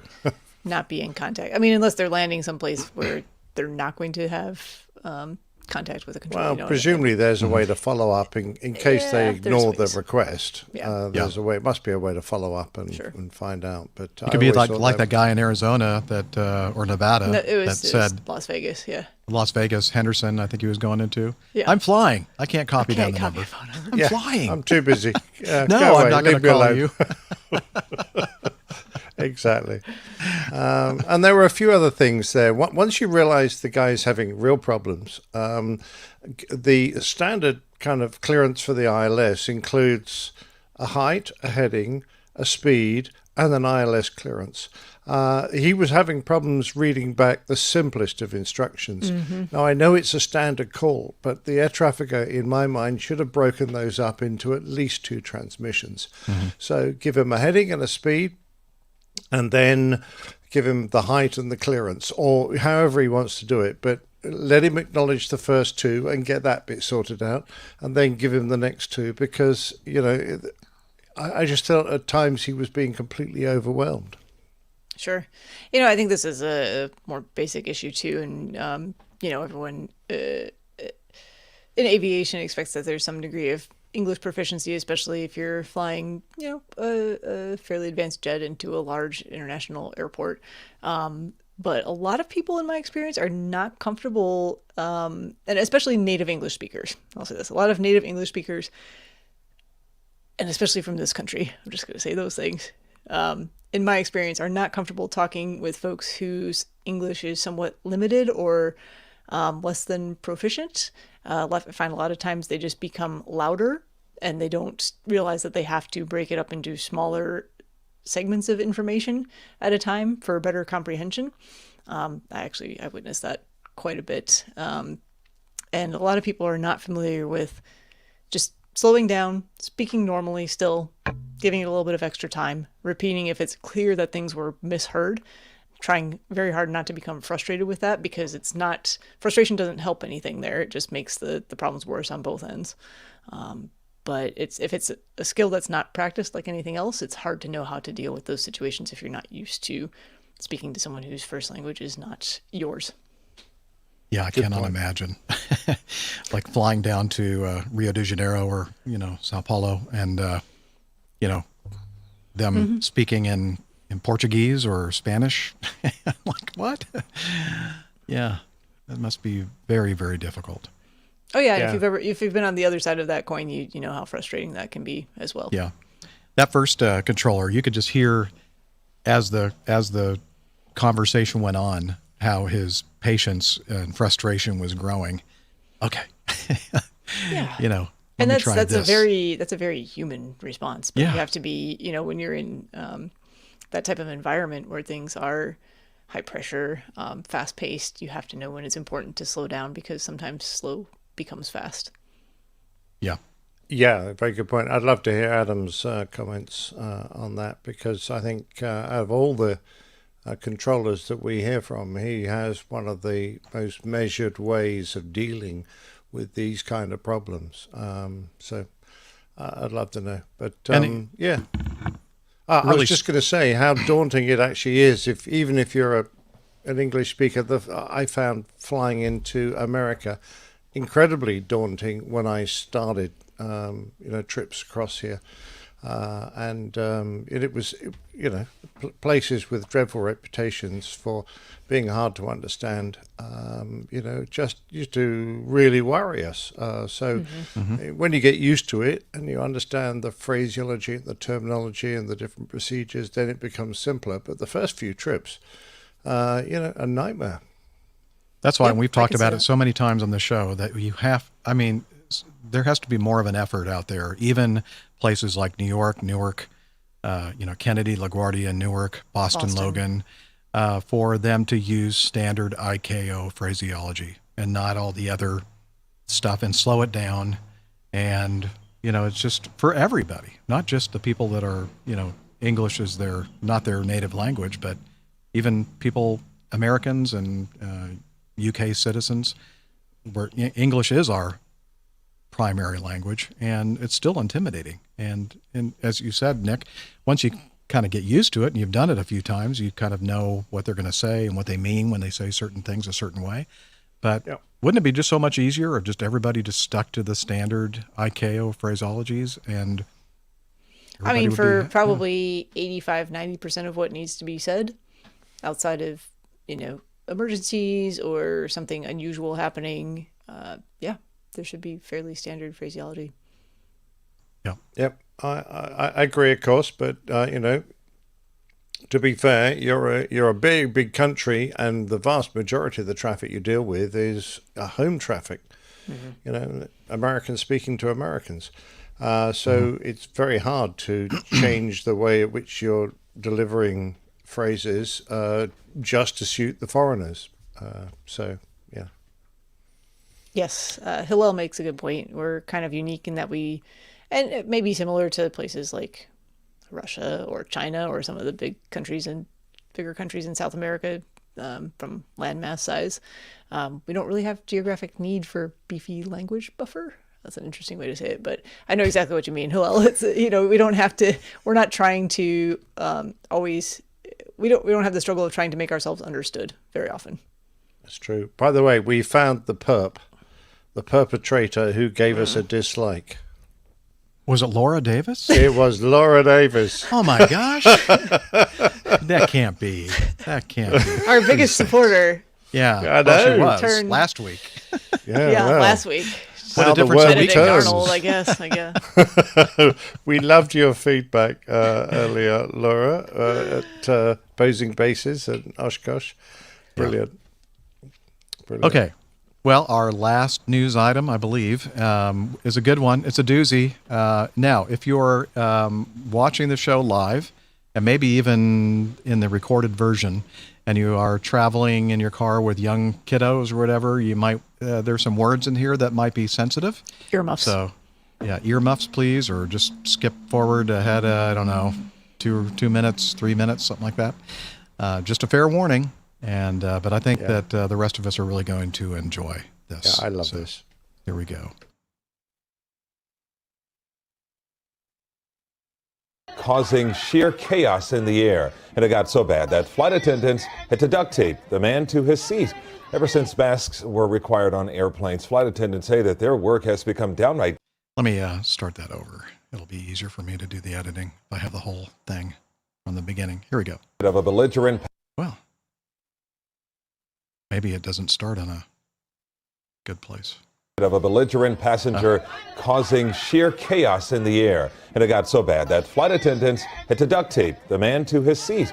Ever since masks were required on airplanes, flight attendants say that their work has become downright dangerous. Now understand something. I'm a flight attendant. That means I attend the flights. Sometimes our job has us attending to crazy people. If you push us too far, you're gonna have to attend this ass whooping. You see, because on this particular flight, I'm sitting in the jump seat and I'm just looking at him like the damn fool. He's spitting and cussing and going crazy. I say, that's enough. I got up and I walked over there, and by the way, this man smelled like a pack of Marlboro cigarettes, 4 shots of Everclear alcohol, and regret. So I know something's about to go down. At this point, he touching all over my co-worker's breast. And where he f***ed up at is when he touched my titties. Because I don't play that. So what I did is I took out the duct tape. I said, he got scared, start stuttering, say, hold up, wait a minute, something ain't right. I said, yeah, we about to mummify your ass now, boy. So we wrapped him up. Better than any Christmas present you will ever see. He won't be coming on no more Frontier flights at all. I don't know. I don't know about that. Oh boy. Absolutely classic. I love that guy. I love the guy's sound effects. And when he did the duct tape stretching out, it sounded just like duct tape. Gonna mummify your Marlboro cigarettes, Everclear, and regret. Regret. Yeah, that's classic. I love it. Absolutely loved it. Oh man, like just one funny guy. So good. Yeah, that guy has a career ahead of him, I think, in comedy. Oh yeah, absolutely. Yes. If he might not have he may not have a job with Frontier anymore. But. Well, I don't know. I think he just gave their airline the most fantastic boost. I think that's brilliant. Yeah. I was like, oh, these are the kind of flight attendants Frontier has? Sign me up. I'll take a trip. Yeah, I thought the Southwest flight attendants were funny, but no. Yeah, no. That guy no contest. Well, Alfredo, brilliant job, mate. Very good. All right. Well, guess what time it is? It's getting to know us time. All about us. Getting to like you. Getting to hope you like me too. I'm going to get you the actual lyrics. Well, you'd say that every time, and I do. know. You know, I have the words, and I'm awfully darn close to the right words. Pretty close. Darn close. Anyway, that's the time of the show where we kind of talk with each other and get all caught up. And first of all, everybody, well, I don't know if you're listening to this way off into the future, you may not even have noticed that that we had a little break. Let's see, our last show, I guess, was a couple of weeks ago, and last week we took that week off, and it's the end of this week. I think that was just it. We just skipped 1 week, right? Just 1 week. Yeah, so it wasn't too bad. Oh, it felt like more. Yeah, because I really missed you all, my crew, and of course the audience. And so let's see. Shall I just start off with? Yeah, if you want to. I was not, about to send a message, but I told you that I have to make a quick phone call. I'm going to step away and do that while you catch everyone up, and then go on to Nick if I'm not back. And if I'm still lollygagging, send me a message and tell me to get my... Well, first of all, Steph, did you notice anything about my lip? Mm-hmm. Yeah. Mm-hmm. Did you hear that? What I did? I for many years. A little birdie told me the story of this, so yes. So I do know what happened. Well, first of all, let me me rejoin in just a few moments. Okay. Let me set the scene for you. And I've mentioned this on many shows, the last several episodes, that certain things have been happening in my personal life, and I actually did a crew log that I had out for maybe a couple of hours, and then somebody that I know, whose opinion I respect, talked to me into pulling it down because they said that could work against me. So, thank you, person. You know who you are, who convinced me to do that. And I basically, in the crew log to the patrons of the show, explained what was happening with my personal life. And I can't go into a lot of detail right now. And maybe someday in the future when we're together in a bar somewhere, I can, give you all the juicy details about it. But just so you know, I'm going through a divorce. My wife of almost 39 years, in October will be our 39th wedding anniversary, filed divorce. And so we're going through the motions of that. So it's kind of an emotional time for me. And I just needed to do some prep work for some questions that were required of me, interrogatories, that kind of thing in the legal system, for those of you who are familiar with the law and legalities and such. A lot of stuff going on with that. And I was really finding it hard to stay focused on, doing my job, like flying airplanes and going to training. And so I ended up dropping a couple of trips, and I dropped my training, or moved my training to the end of this month. And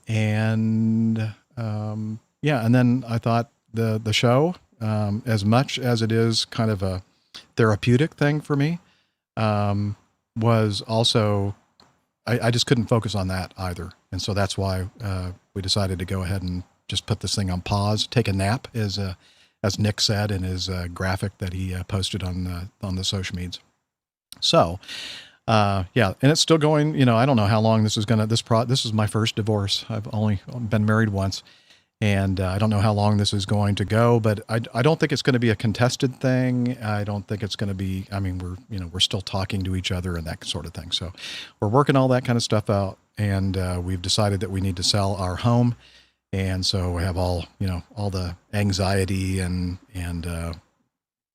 issues with, the sale of a house, that sort of thing going on at the same time. I also pretty much moved out of my house, the APG headquarters, and that's why I'm in the new APG headquarters, a cabin in the woods. I'm up in the northeast corner of Georgia, not far from Clayton, Georgia.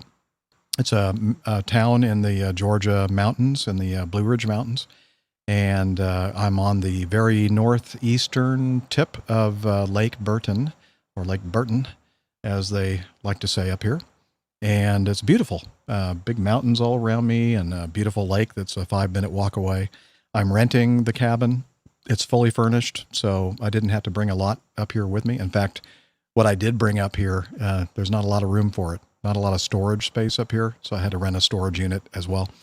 But I'm still getting settled in here. I'm in the back covered porch, I guess you could call it. Back deck that's a screened-in porch.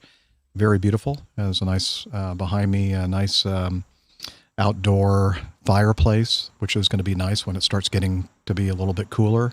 I can have some fires and that sort of thing there. And one-bedroom cabin. It's very, very cozy and quaint, and I love it. And so that's where I'm going to be until the end of May next year.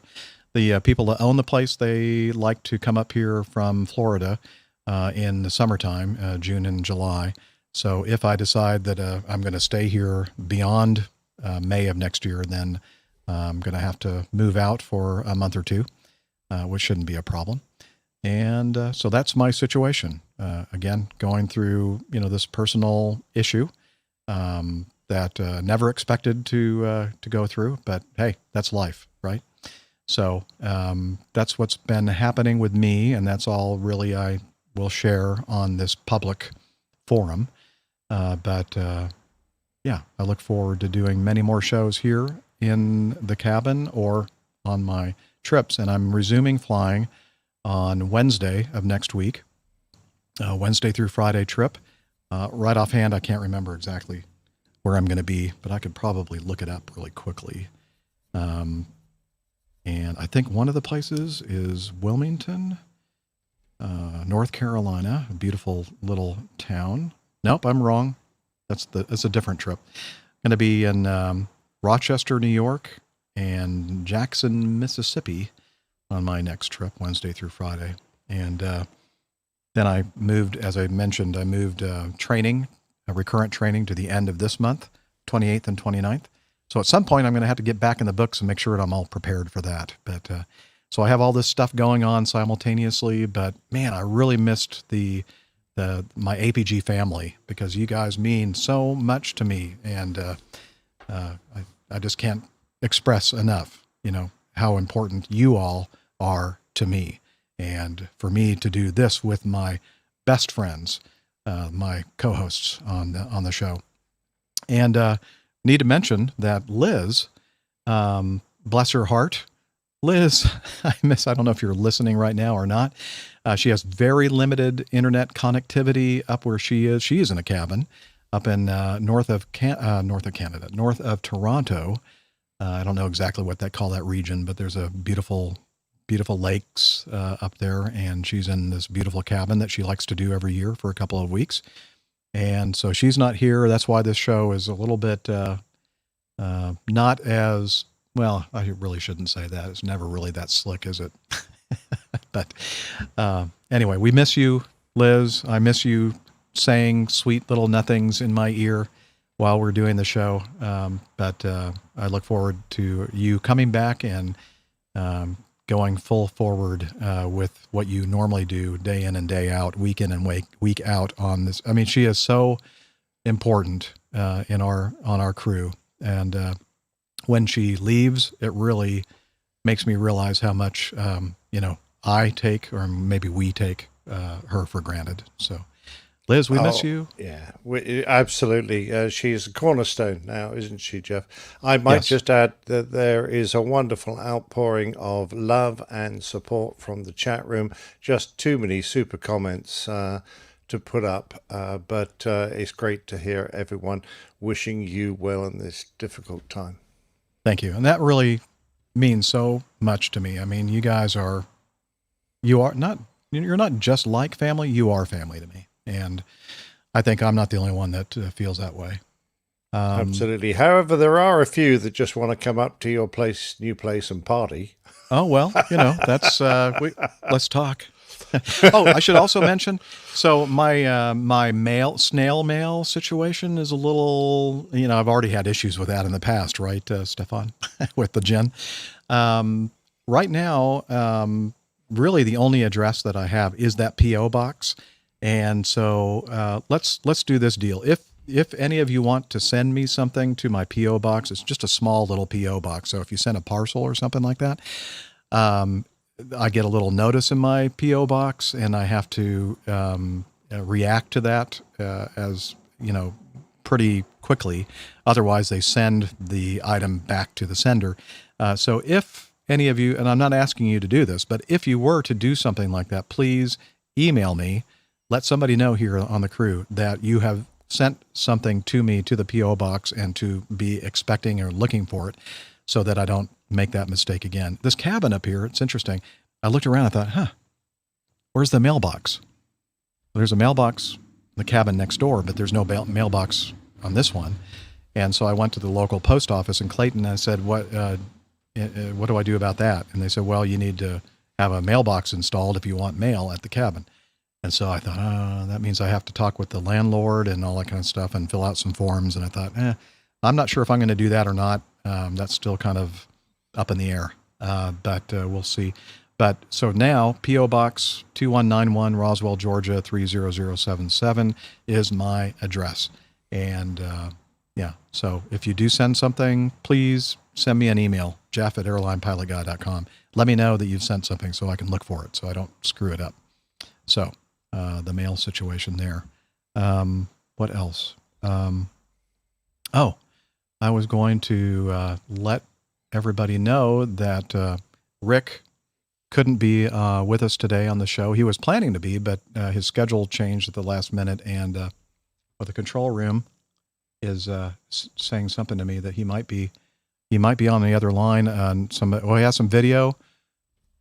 Rick. I recognize that person. Rick, can you hear us, Rick? Rick. Well, he looks like he's talking to somebody. Rick. What's he doing? He's ironing a shirt. Oh, look. Oh, he must hear us. He just looked at the camera. Yeah. Okay. So what are you doing there? He says he's ironing his shirt for his next trip. Okay. Very good. Oh, he's not ironing his shirt. You are. I can tell you're ironing a shirt. No, no point shaking your head. Well, okay. Apparently, he can't hear us. So that's what. Well, Rick with all that steam, I'm not surprised. So I'm glad that he's doing something. I wish that if he takes that long to iron one side of his shirt, he's going to take forever to do a whole bunch of them. It's very important to make sure that each and every one of those fibers is thoroughly steamed. Well, yeah, he'd never get a job at a Chinese laundry, I tell you that for nothing. Yeah, wouldn't make a lot of money. It would take like 10, 15 minutes per shirt. It's just too long. Okay.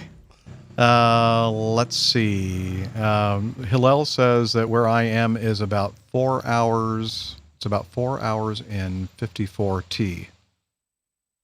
I don't know what that means. Oh, in his airplane. 5-4 Tango. Yeah, you can fly into Tacoma. I think there are a couple places in the area here that you can land your airplane.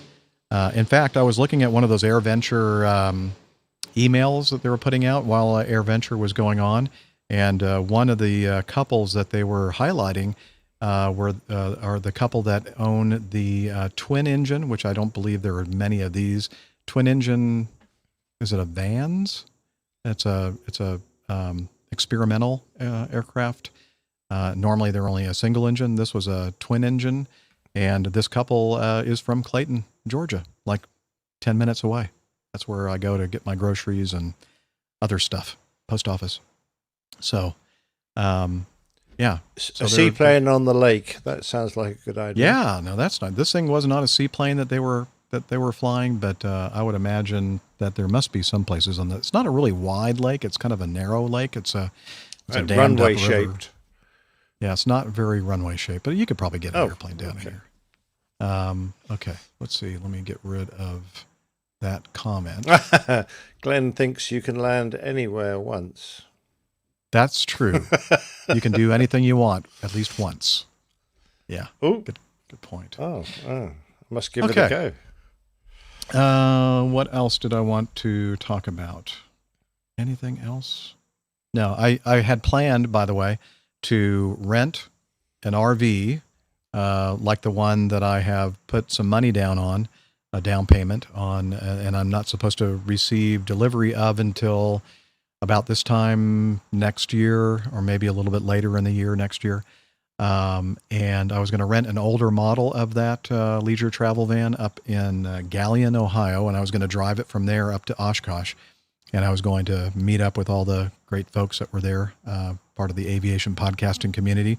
But then this all kind of blew up in my face, and I had to be at a hearing on the 28th of July, which was like right in the middle of that week.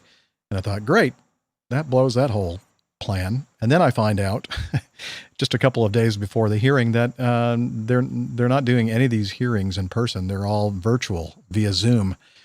And I said to my lawyer, you mean I didn't actually have to be here in Roswell for this hearing? He goes, oh no. Darn it. I could have been up. Well, probably just as well. I was kind of busy and focused on all that kind of stuff, so I wouldn't have been much fun up at Oshkosh, probably.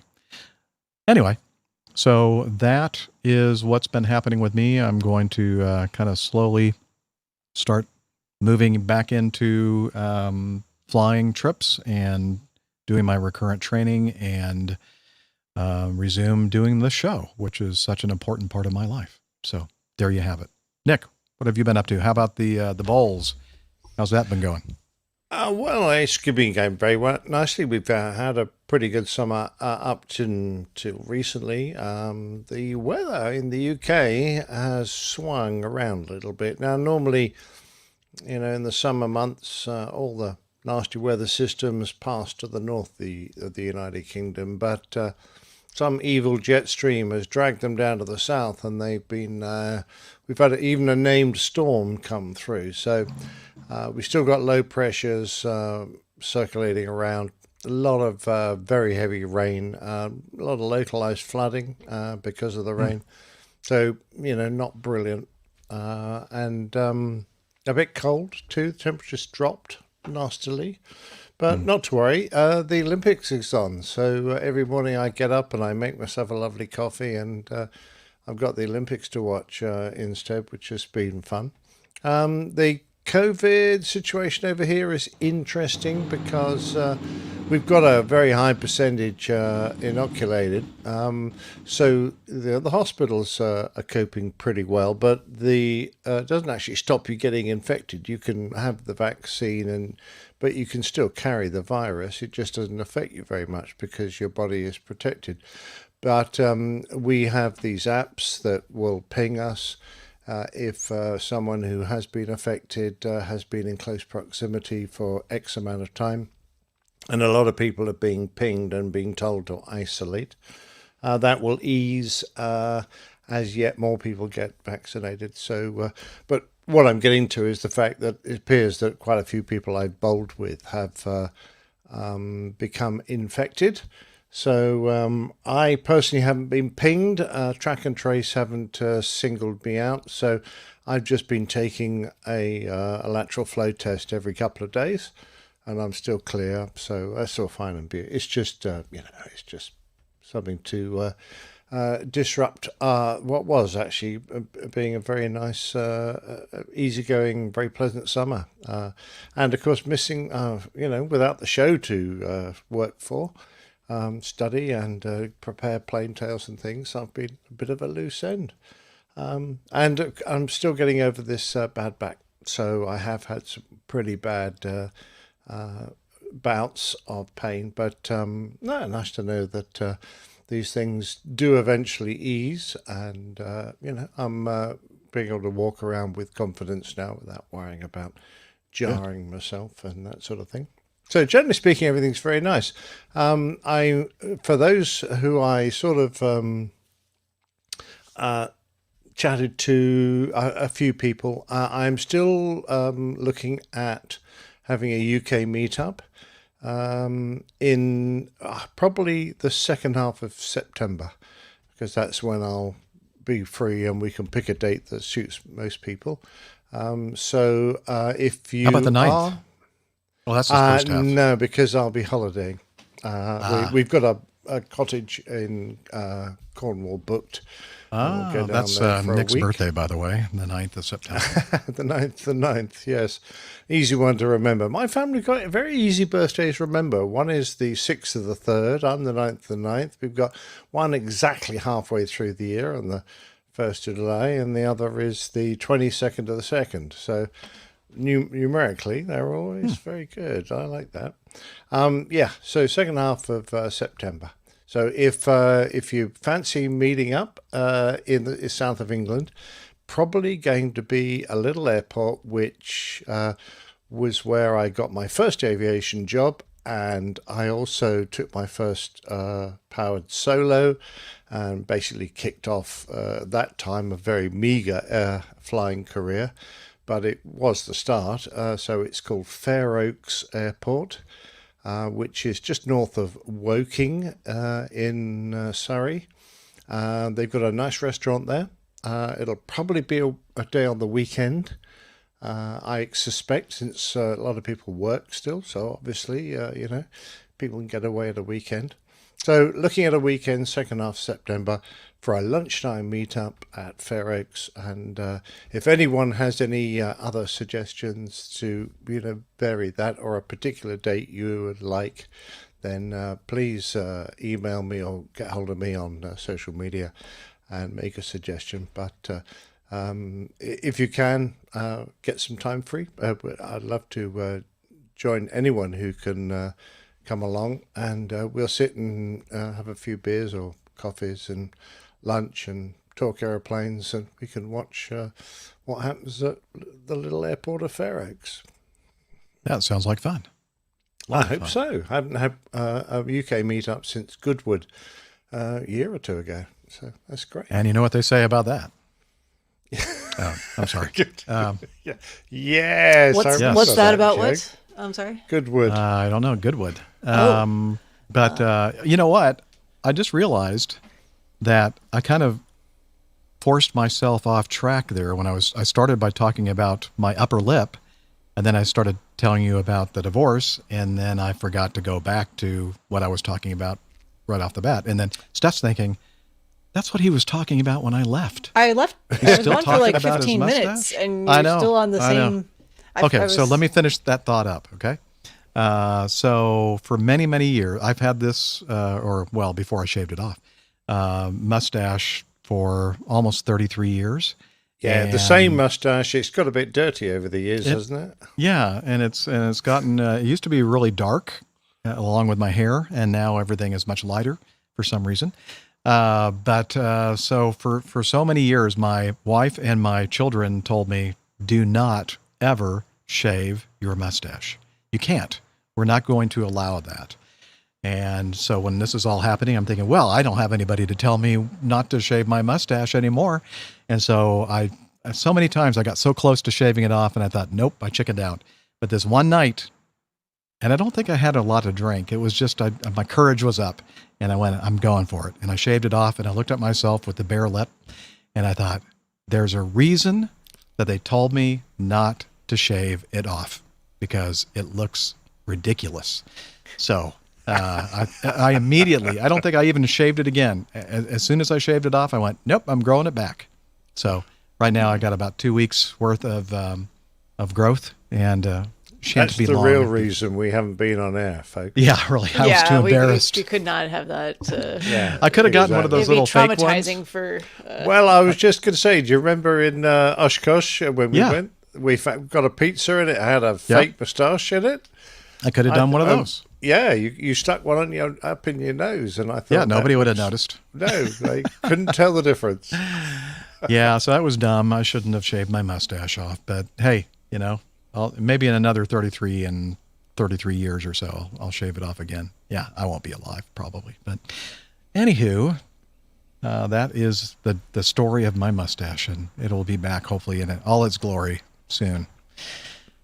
Okay. Steph, perfect timing. Yeah. What's been going on with you? That's a good question. What has been going on with me? I think just the usual. I've been exceptionally busy. Jeff even made a comment one time, like in the past 2 weeks. He was like, "Hey, hope everything's okay. Haven't seen you like on the social medias or anything." And I was like, "Oh, yeah, I guess I haven't been on the social medias very much." And honestly, it's just because I've been working, and it's been super nice here with the summer weather, so I've been outside a lot. I've been doing a lot of running. I've been flying on the weekends. Nothing that really super stands out as being interesting or different. Or I'd like to say that in the past 2 weeks since we haven't done the show, I had some interesting event happen in my life, but mine's been pretty boring, or at least the same. I don't know if my life's ever boring. No, I would never say that. You went to that swim meet since our last show. Was that since the last show? Yeah. Oh, really? I think it was. Because you told us you were going to be swimming in the nationals, but I don't think we actually. The results. Yeah. So I put, and this is, I'm not minimizing anything that I did or accomplished there, but let's just say that I put very little to no training into preparing for this particular swim meet this year. And you beat everybody anyway. Well, I will say this, and if you would like to go and look up the results, they're freely available online, so you can see how good or not good of an accomplishment it actually was. But in the 100 IM, I took 7th place, and in the 50-yard backstroke, I took 2nd place. Ooh. In my age group. And in the 100 free, I think I came in 4th. Excellent. So that sounds, good job. Yeah, that all sounds very good. Some of the slowest times I've ever swam in those events, since I was maybe like 12. But again, I did not expect any great miraculous swimming accomplishments from myself. It was just something to do, fun, different, and get myself kind of, I don't know, a little cross training, do something a little different, and have some fun. Yeah, excellent. And actually, this weekend I'm doing a triathlon as well, which I've only ever done one of those before. Oh my God! But this one is. Now we understand. Yes. How are you at riding bicycles? Not good.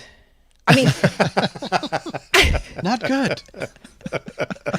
Stay out of the way. Let me just say this: I own a bicycle. I know how to ride a bicycle. But competing against other people and like racing a bicycle is not something I ever do. So fortunately, this is a mini tri, and the biking part is only a 10K. So I think I will probably survive, because I actually haven't even been on my bike trainer in, I don't know. I always think the hardest part is when they switch from one element to the other. The transition. Yeah, like you see him hopping along, trying to put on trainers to run, and you know. So that's all in the setup. So I figured my strategy. I actually have like all this gear and like race kit stuff. But since it's a short race, it's 250 yards of swimming. It is a 10K of biking, and then or cycling, and then a 2-mile run. So I think I'm not going to bother with much of the transition stuff. I'm going to obviously swim. Might even just leave my cap on. Like, why bother taking it off? Who cares? I'll just shove my shoes on my feet, jump on the bike. Not gonna bother I'll just have my regular swimsuit on. I'm not gonna wear like triathlon gear because it's not like an open water swim or something weird. It's gonna be warm outside. I'll just ride my bike in my swimsuit, and then I'll just do my run in my swimsuit, and I'll already have my shoes on. There you go. I'm borrowing a bicycle because it's not here at home. So just get one with a soft saddle. If you're wearing your swimsuit have a soft saddle. Unfortunately, I have no control over that. The bike is already it's assembled and has a seat on it, and Just don't sit I've down. never seen it, so I don't really know. It belongs to a friend. But we did determine that my clip-in shoes they're not compatible with her clips, so I'm just going to have to wear regular shoes. Where's this going to be? In the suburbs of Chicago. Chicago. Mm-hmm. Oh, don't get mugged. The suburbs, Nick. Suburbs. Also, I've been to Chicago many times. I've not been mugged in Chicago. Oh, you don't know. You just don't know. I don't know. Yes. Actually, just wearing a swimsuit, there's not a lot they can mug you for, is there? No, I mean, I'd be. He doesn't have anything to take. I mean, the shoes are pricey, and the bike would be pricey. Oh, well, but they I think it'll won't be know that. on the course, so hopefully there will be some protection there. That's good. It's definitely the suburbs, and it's Well, the chances of mugging are probably minuscule to non-existent, I hope especially you at have- 7:30 in the morning on a Sunday. Yeah, the muggers are always late risers. well, we hope you have fun. Fun. Yeah. I'll have Yeah. fun. I Yeah, know. definitely have fun. You're a sick person. Are you going to put a GoPro on your head or something so we can see all this? Oh, yeah. Should do I that. wasn't planning on it. Live stream. Oh, I think you should. Well, you don't have to live stream, but we want to see excerpts later. Yeah, so I'm doing the race with a friend of mine. I'm sure her husband will be on the course, and he usually has a nice camera and takes some photos. So Cool. There you go. I'll see if I can. No, we want a GoPro. We want the We first want to get person Steph eye view experience. Yeah. It's a little tricky, but yeah. No, just I don't strap it on know. your forehead. Like the swim cap mounts, I don't think are in existence yet. Oh, It's a shame. I don't believe you. Okay, fair enough. Okay, so I'm going to need some help from you two. One of you. No.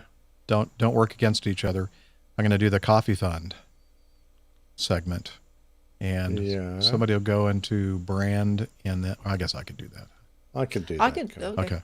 I start off. Well, I with was You're going to doing go it? to the toilet when this is my traditional toilet time. Okay, we'll go to the Go toilet. this and, way, I'll take care of it. Yeah, Cool. should be toward the bottom there, just above the videos.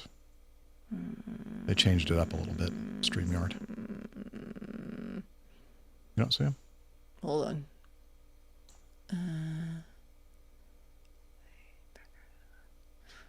Oh no, where did it go? Do you see it? You and Brand. Yep. If you scroll down just above the video clips and Just above the video clips. Oh, I got it. Okay. 480. Okay.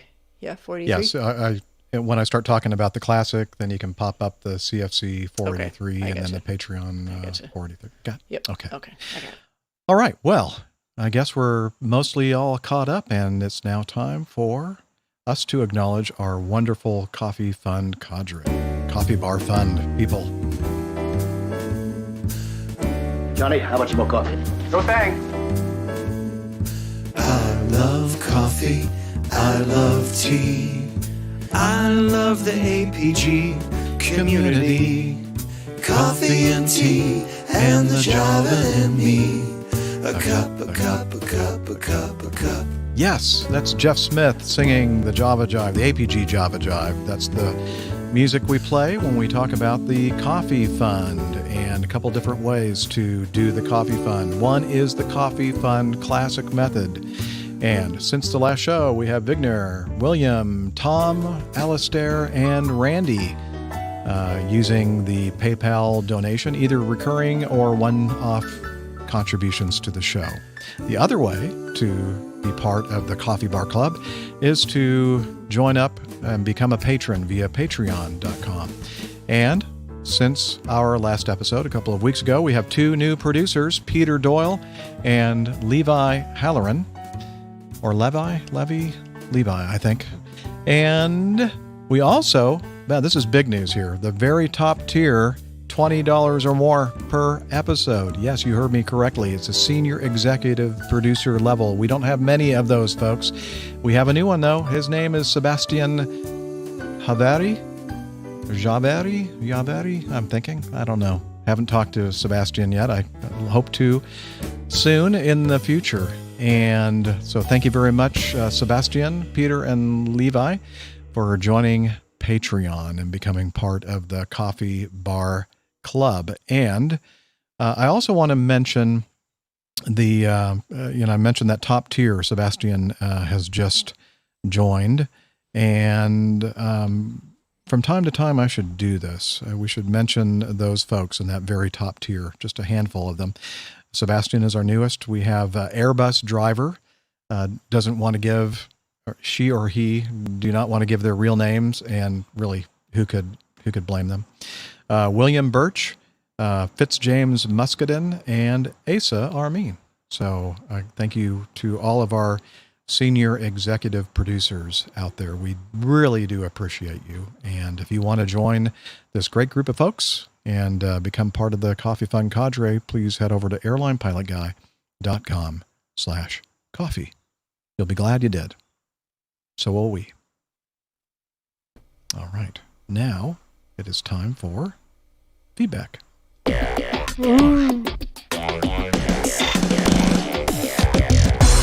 Captain, incoming message. All right, let's see. Let me scroll down here. Let's start off with Jez. Says, potential for a slow news week unless you've covered this in the past. So, no, we haven't covered this in the past. And he sent us a link to a YouTube video. Hang on. Let me just start from the top here. Phonetically speaking, A, Alpha, B, Bravo, C, Charlie, D, Acme, or perhaps Jeff could sing. Okay, I'm going to skip this, but I forgot. I didn't prep that. He says, hello, APG crew and fellow APG crew groupies. The other day I was listening to liveatc.net for San Diego, and I'm sure I heard an instance of an aircraft reading the letter U phonetically as upper and not uniform. Is this a terrible corruption of the Queen's phonetic alphabet, or is this terrible corruption of the Queen's phonetic alphabet a common thing?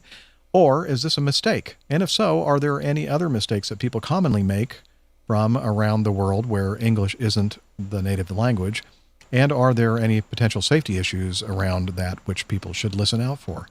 It brings to mind last year when I was flying my home simulator in VATSIM, which is a virtual ATC network provided by real people pretending to be air traffic controllers, supporting real people pretending to be pilots. A wonderful coming together of people online for the mutual enjoyment of all. Kind of like Grindr for flight sim enthusiasts.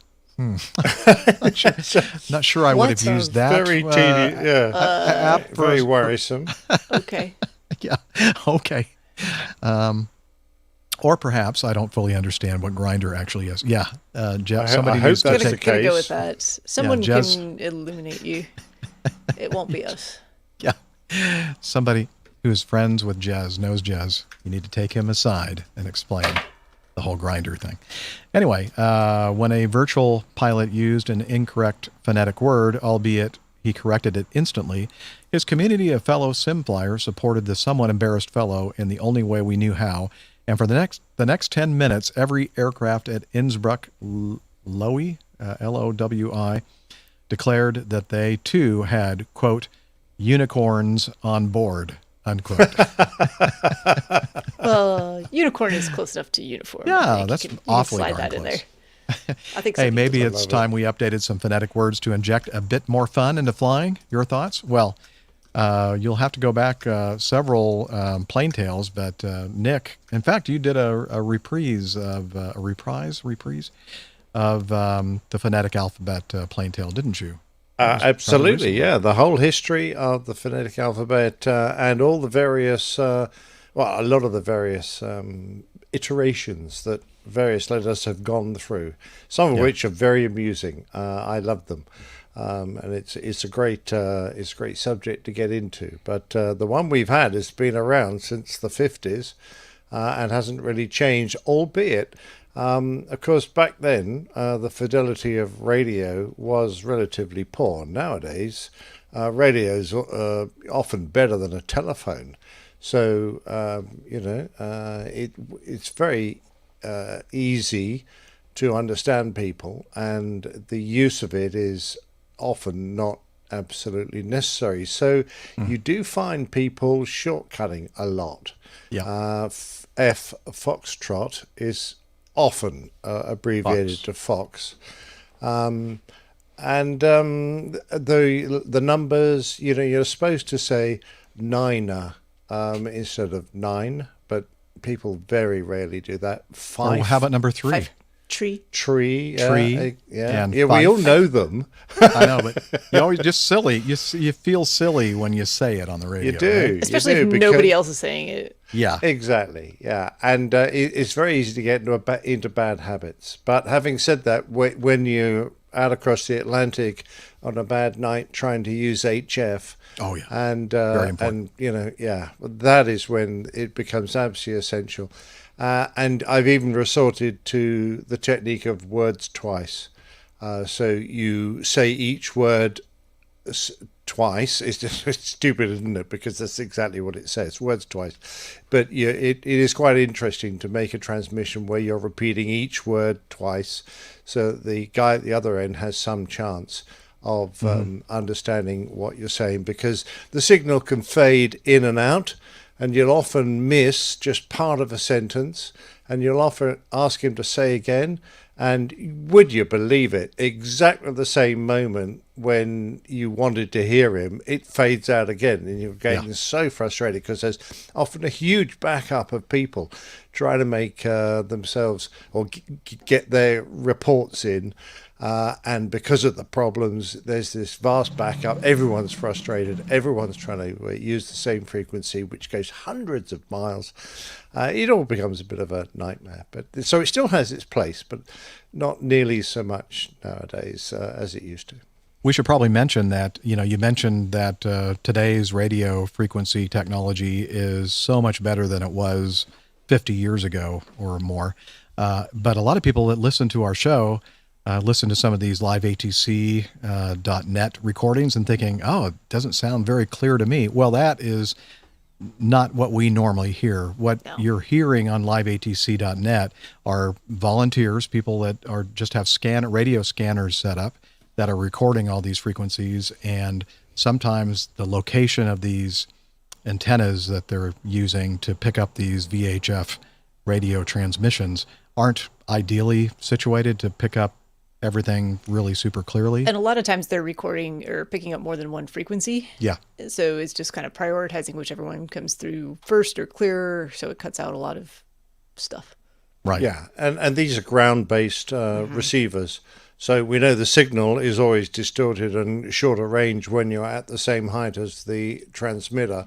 When you're up in the air, there's absolutely nothing to distort or degrade the signal. So an aircraft is hearing it very clearly, whereas the ground-based repeater station, not good. I'm laughing a little bit because unless you're up too high and you're on a common traffic advisory frequency, then you're picking up everything for hundreds of miles, and it's completely unusable garbage. Also, I love it. I love it. That we what's more, everyone else for hundreds of miles is hearing you. Yeah, probably. Yeah. Will you lot shut up? All I hear are these people dropping jumpers from 14,000 feet. Oh, my gosh. Now, dear. Notwithstanding Jez's confusion with the app Grinder, we should probably go to the very first part of his feedback and the reason why he sent it in. And he said that he thought he heard somebody improperly use the phonetic upper and not uniform. And I'm thinking to myself, now, San Diego, let's see, I'm going to throw this up here so we can look at the overlay.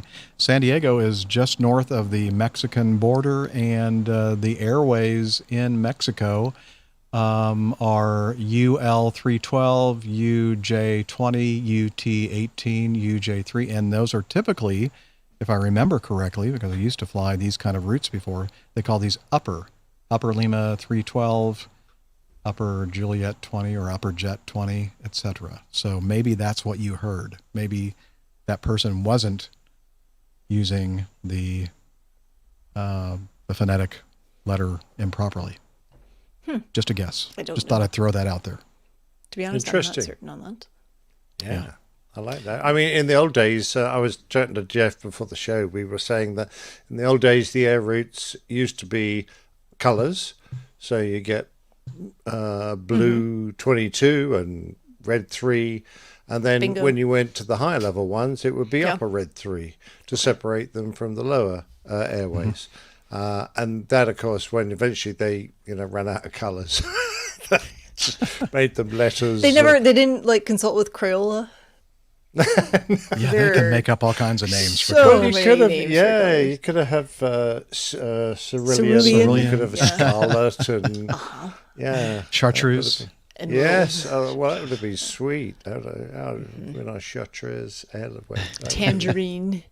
Yeah, Just orange. absolutely. Yeah, eggshell blue, and all these things. But no, so the U might be a hangover from that. But I don't know myself. Well, Jazz, having said that, I very rarely named an airway when I was ever speaking to air traffic, unless it was a clearance. It may have been a clearance. Yeah. All right. Well, Jazz, I hope that answers your question, perhaps. I don't know. And get back to this. No, don't. Actually, don't even talk to us again about Grindr. All right. That's for a different podcast. That's for a different, How about X-rated Tinder? podcast. Yeah, Tinder would probably have been a better... Safer. Slightly safer. Yeah, slightly. Yeah. Okay. Do you know pilots are the most swiped right? I don't even know what that means. Yeah, I've not experienced that myself. The profession who is most often swiped right, which I believe is the direction for... Is that a good thing? That's the preferable Is direction? the good thing, yeah. Is an airline pilot. Oh, really? That is the most favoured profession. Dale Williams thinks we're correct. Upper Lima 67. Thank you, Dale. Yep. Oh. I mean, even Dale is above 50% on occasion. Very good. Wow, that takes some doing. Yeah, look at that. Yes. Woohoo! Oh, for a minute there, I thought Liz was with us. I can't click on things fast enough to make that Stephen smooth. doesn't like that. That's false. What's false? What, Stephen? You need a topic. He has experience with swiping right or swiping left, apparently. Sorry, Stephen. Sorry about your luck there. Yeah, sounds like a personal problem. Yeah. Perhaps you're in the He's wrong all app. set, though. All right, let's move off this app thing and move on with feedback number 4 from Matt. He said, I saw this article on Business Insider about a private jet airline company. He put airline in quotes. I was a little concerned when I saw this quote from the chief operating officer. Quote, if you go to buy a set of brakes for a Challenger 604 and you tell them you're buying them for a Challenger 604, it's going to be a $55,000 set of brakes. Trey Smith, SetJet's chief operating officer, told Insider. SetJet. Oh, I get it. Instead of jet set, SetJet, I guess. I don't know. You go to buy a set of brakes for a CRJ 200, same brakes, same part, different part number. It's only $5,000. So less than 10% the cost of the brakes for the Challenger 604. He says, seems a bit sketchy for a commercial aviation company to be using incorrect part numbers to keep prices low. Any thoughts on the subject? Thanks. And again, that's from Matt. So I went and looked at this article myself from Business Insider, and it says, how SetJet makes money. SetJet has the heart of a low-cost airline that's offering a luxurious product as illustrated by its choice of aircraft. Buying parts for Challenger 850s is cheaper because of the aircraft's alter ego, an airliner known as the CRJ 200, one of our favorites. If you go, and then the quote that he quoted before. So I think what the guy is saying is that because they're not flying Challenger 604s, but they're flying an airplane, the Challenger 850, which is basically this identical airplane as the CRJ 200, they save money because they can use the part for the CRJ 200 on their Challenger 850. That's what I gathered from it. Is that what you gather? Yeah, I don't think it's as bad as Matt thinks. Yeah. Here. But there is a history of aviation-related articles being hugely expensive. You know, there's a quote, isn't there, from Congress, someone saying that, you know, a hammer's a hammer, but if it's a hammer for an airplane, it's $200. Of course. Instead of $10. And I remember my father telling me that the cost of the plugs in the sink of his airliner, the VC-10 at the time, were just outrageously expensive because they were the plug for an airliner sink, not just any old sink. So they're now like 50 quid for a plug to plug up the sink. So, these things do happen. Well, I don't blame the guy for trying to, it's the same part. I don't see how he's sacrificing safety in this respect. If it's the same jet, the same part, and it didn't say anything about if you were going to buy the, did it say in the article what the price was for the brakes for the 850? I mean, I think he was just throwing out numbers as examples, right? But basically, it's a type of arbitrage, right? I'm just going to throw certification out there and say that there's probably a document the FAA have agreed that requires you to fit these parts to your airliner. And if it hasn't got the right part number, they're probably going to come down on you. Sure. I would guess. Yeah. Well, I hope the FAA doesn't go snooping around and looking at the part numbers of these brakes, because they're going to be in trouble now. Well, yeah, exactly right. He's going to regret doing this interview with Business Insider. Anyway. But it is an important point. This inflation of prices for airliners, just, you look at the cost of an airliner, you go, wow, that's, $145 million. Well, yeah, if you're going to make everything, 10 times more expensive than it actually costs to make, it's going to mount up. Mm-hmm. It is. All right. Let's move on. Gary Cunahan sent us in some feedback. And again, I'm going to share this window with everyone because he's got some pictures in here. He says, why we don't fly close to obstruction lights. This was taken at Kenosha Airport last week. Now, he sent this in, I don't know, July 16th or 21st or something like that. This is not a foreshortening issue. The trees were on both sides of the obstruction lights and considerably higher. I didn't check the NOTAMs, the bunch of garbage stuff, but didn't notice any notations on the plates. And again, that's Gary Cunahan. And so here's a picture. The first one, you see a street light, and then you see a little red light over here. I guess that's one of the obstruction lights. But when you see there's a tree right behind it. The tree is obstructing the obstruction light. Yeah, it's like much taller than the obstruction light. Let's see, there's another, he's given us a airport diagram and area diagram and some of the obstacles in the area and the approach procedure, the RNAV GPS to runway 15 at Kenosha, Wisconsin. And here's another picture, I guess, from a different view. Again, some more obstruction lights. And again, those towering trees. And he says, nope, it's not a foreshortening issue here with the camera or the lens. Yeah, what a fancy airport where they actually have obstruction lights, though. Yeah, I mean, I guess, are they required? I guess they must be required to have those stuff, right? For certain obstacles, a certain height that's within a certain distance on the flight path or whatever. For an RNAV approach? I don't know. Oh, absolutely. Yeah, so here's... It'll be an FAA regulation somewhere, but you have to delve into the books to find it. I'll have to find that. I'm curious to know exactly what it is. So it's here's probably a regulation about the height of trees as well, but no one's paying attention to it, I suspect.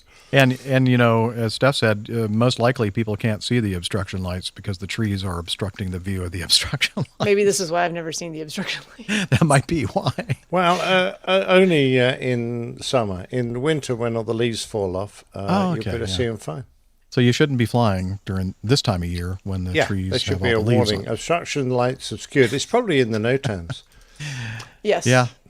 As you said, the stuff that is... a bunch of garbage, right? Let's see if I can find that. Here we go. That's what NOTAMs are. They're just a bunch of garbage. Thank you. Love that bloke. Me too. I can't think of whose voice it reminds me of, but I mean, obviously it's his voice, but yeah, it reminds me of someone famous. Perhaps the head of the NTSB. I don't know. Hey, you've heard of that other Captain Jeff? The good-looking one. Yeah. Colonel Jeff. Yeah, I'm beginning to wonder about the good-looking bit, but there you go. Carry on. Well, I mean, when he was younger, he was stunningly good-looking. But very small. You still are Colonel Jeff. We're just kidding. Everyone looks small to Nick. That's that's true. Tall. You're very tall when you're sitting in an eagle. There you go. Colonel Jeff says, couldn't resist sending this one to you. I'm sure I'm not the only one. Well, so far you are, Colonel Jeff. It's an article from the NewYorkPost.com, nypost.com. Airplane star Robert Hayes hosts a series on mayhem in the skies. And Robert Hayes, who famously played sweating, jittery pilot Ted Stryker in the classic 80s movie comedy Airplane, hosts the new A&E clip series, Fasten Your Seatbelt. But it's not as campy as it sounds. Okay, well, maybe just a little. Hayes does have some street cred when it comes to Fasten Your Seatbelt, which uses footage from cell phones and security cameras to document airport and airline incidents, both humorous and shocking. I'll bet he'll have that one that we played today with the guy duct taping the passenger. Anyway, his father was a Marine Corps Colonel fighter pilot who won the Distinguished Flying Cross. Oh, so Robert Hayes' his dad was? Yes. That's pretty cool. And Hayes is a licensed pilot himself. He said, my dad was in the Marines for almost 30 years and fought in World War II, Korea, and in Vietnam. He was an amazing guy, says Hayes, 73, who learned to fly while starring in the 1979-1980 CBS sitcom Angie. I got my license, and I wanted to surprise my dad, he said. It was something I always wanted to do, and that was pre-airplane. People say, oh, you got your pilot's license because you did Airplane.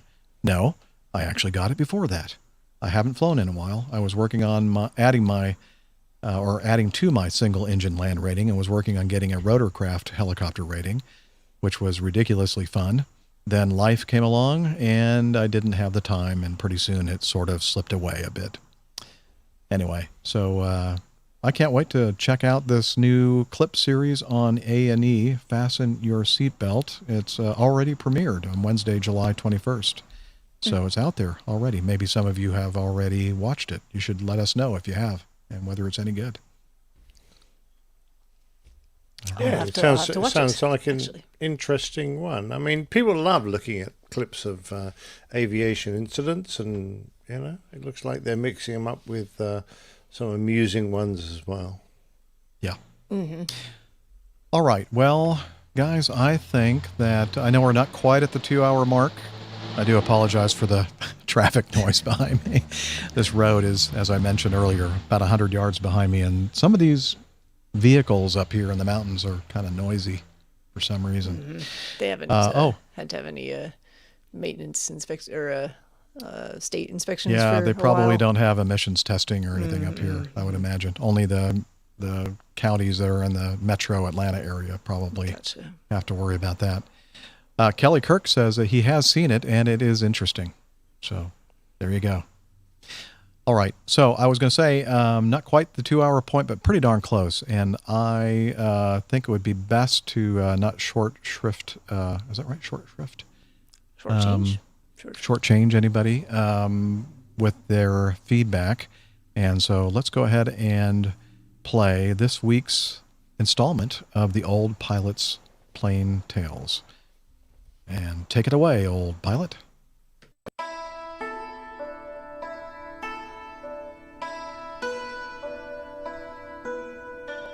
The Old Pilot's Plain Tales.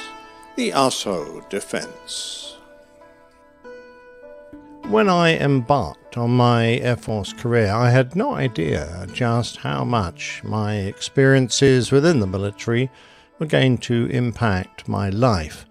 But more than that, I was going to learn many lessons, some the hard way, but one in particular has always stuck with me, and I have always tried, sometimes unsuccessfully, to live by it. It was a simple enough tenet.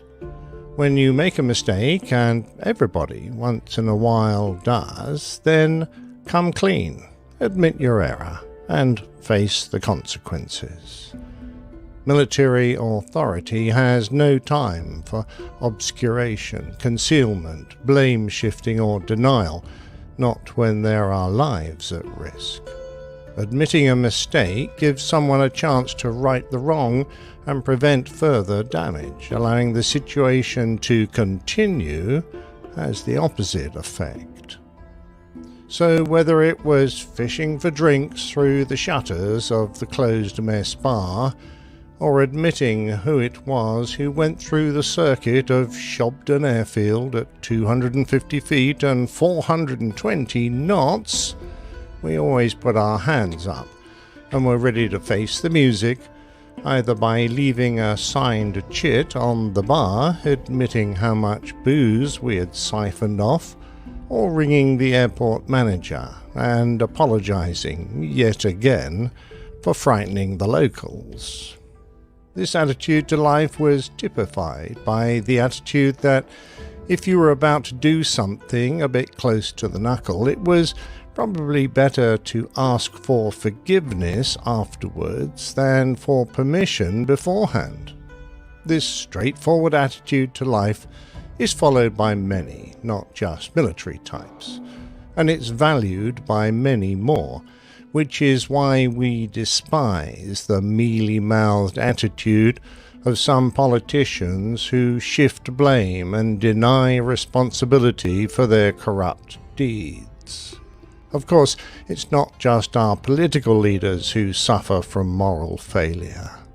CEOs are paid millions, up to 300 and 400 times the average salary of their corporate minions, to steer their companies through storms of competitive capitalism. When they fail, they collect more millions to go away, dangling from their golden parachutes. Corporate titans get paid regardless of success or failure. It's great work if you can get it.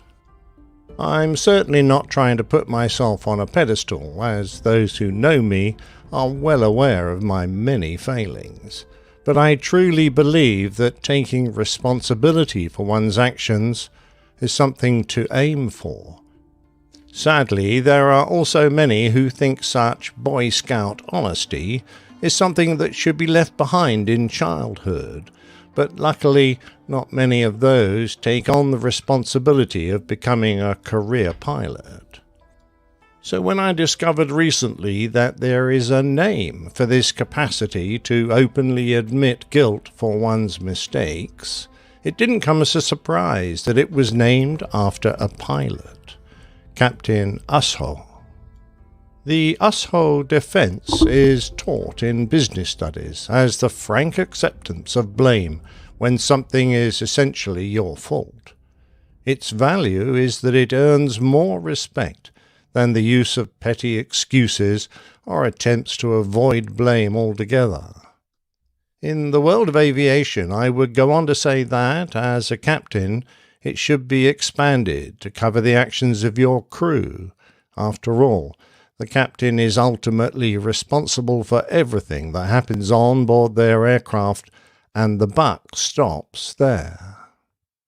If you're not sure why Captain Asoh's name is associated with this disarming form of defence, you would have to go back to the 22nd of November 1968. Kohei Asoh was a former flight instructor for the Japanese military and had more than 10,000 hours of flight time in commercial airliners, including more than 1,000 hours in the DC-8, the most modern aircraft in Japan Airlines' fleet. His American first officer, Joseph Hazan, was also an ex-military pilot with over 10,000 hours of flight time, although not a lot in the DC-8. The Douglas DC-8 was a four-engined, narrow-body airliner of the late 1950s. Built initially in competition with Boeing, Convair, Fairchild, Lockheed and Martin for the contract to build the new KC-135 refueling tanker, when they failed to win, Donald Douglas decided to continue with the project, converting the design into an airliner. With their previous experience in building large military jets, Boeing had the jump on everyone when they showcased the 707, but several airlines put in orders for the DC-8, including Japan Airlines. Although it was an early generation of jet airliner, it had some sophisticated systems, including an instrument landing system that would couple to the autopilot, allowing it to fly the aircraft down to the minimum break-off height, and then allow the pilots to complete the landing by hand. One of the DC-8s that JAL purchased was Juliet Alpha 8032, named Shiga, after the district that lies at the eastern foot of the Hira Mountains. It was delivered on the 27th of May 1968, only 6 months before Captain Asoh would climb on board with his first officer, flight engineer, navigator, and 7 cabin crew to fly it from Tokyo to San Francisco's international airports.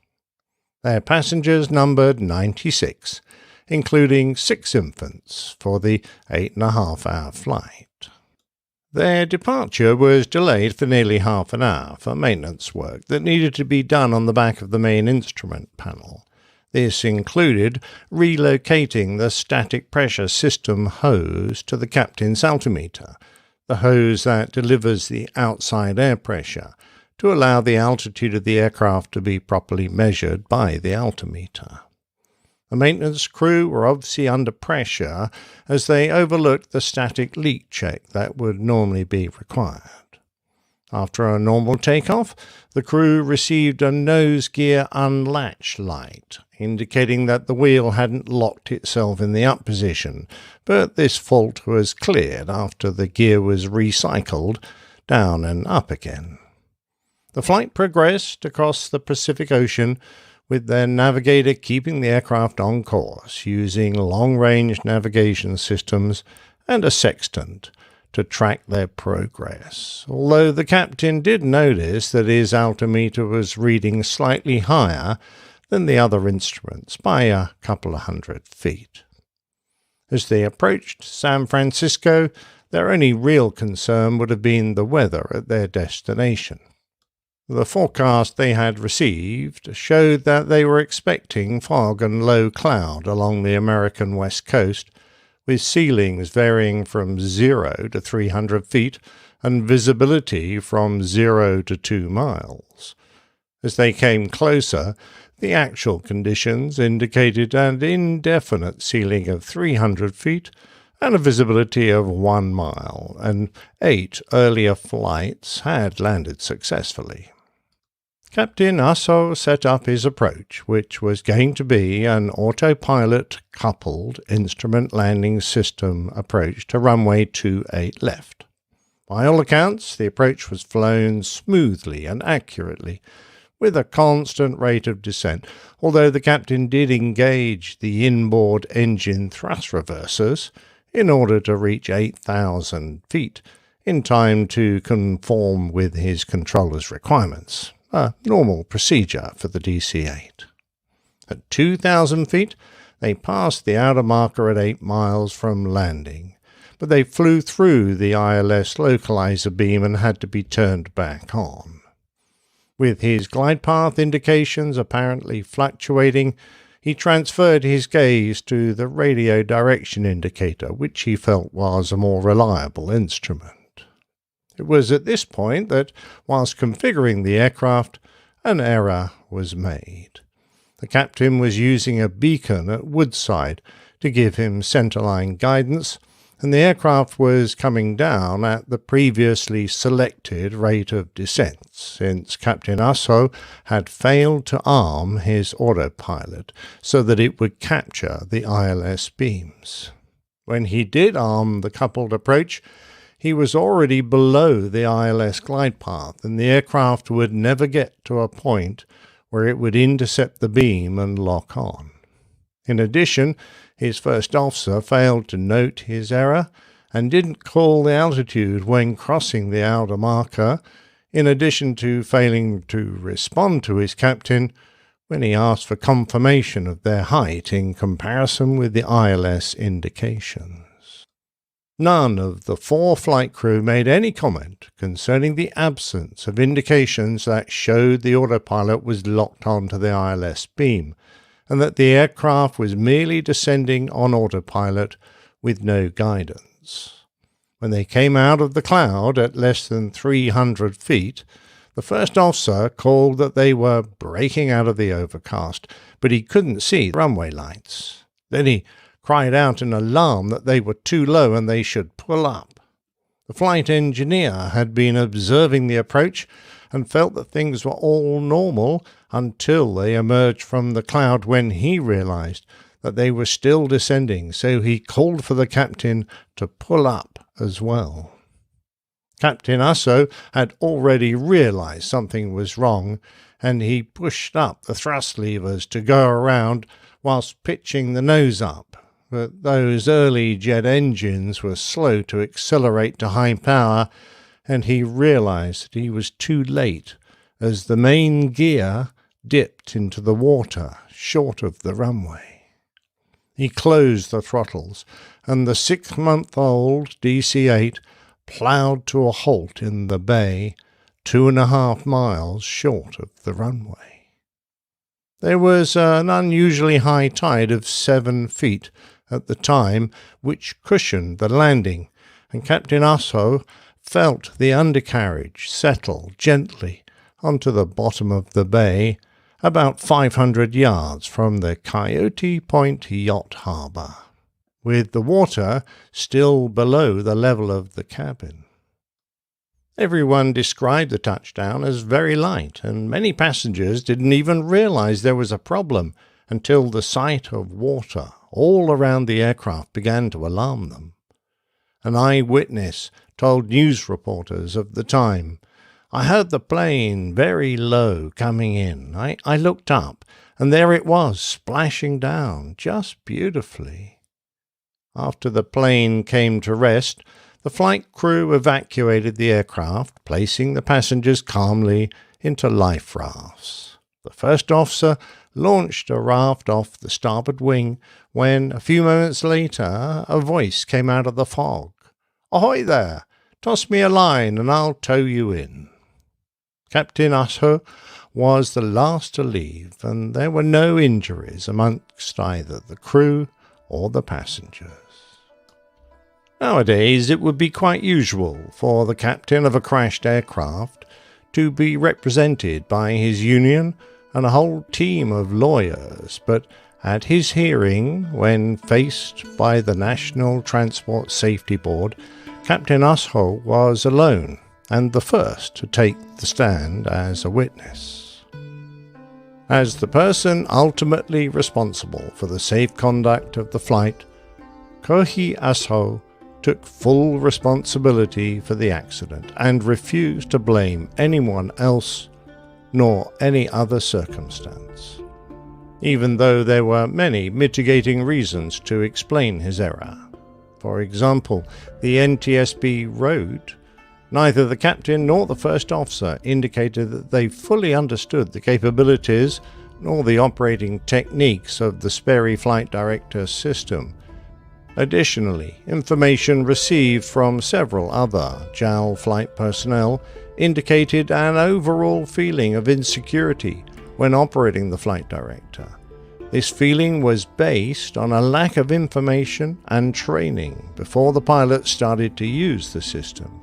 As a result, additional training aids and ground school courses were provided, and a special training curriculum on autopilot procedures was prepared and implemented.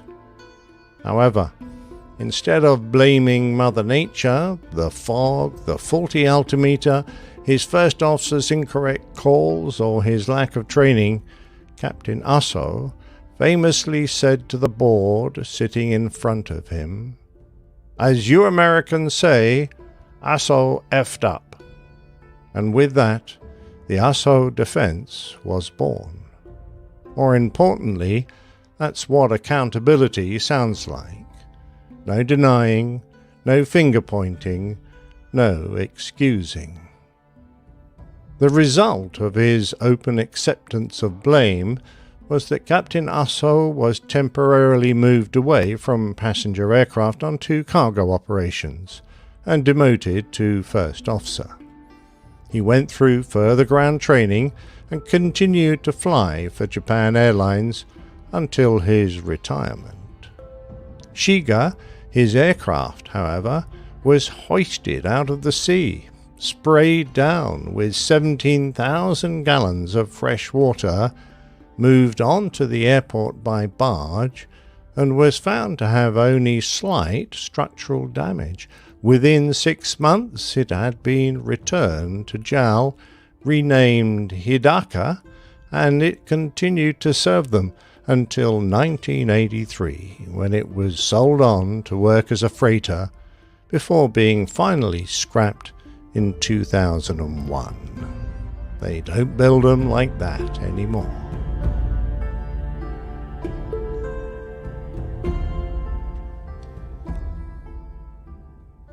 Really? Asoh effed up? Well, he used the full term. That's what he said. I just said effed up. I need to. I'm sorry. I screwed something up here with my audio routing. You effed Can't up. hear you guys. Hang on. Oh, come on. Well, I know you can hear me. Amazing. We can hear you. All right. Better? Yeah, I can hear you now. Okay. I was just saying that he actually used the full word, but I we try and keep this as family friendly as we can. So. And I thought to myself when I heard that, are you pulling our leg again? Absolutely not. No, it's very well documented. Yeah, great Really? story. Okay. Yeah, great story, and I tip my hat. As often I do, to characters in history who, just do something unexpected.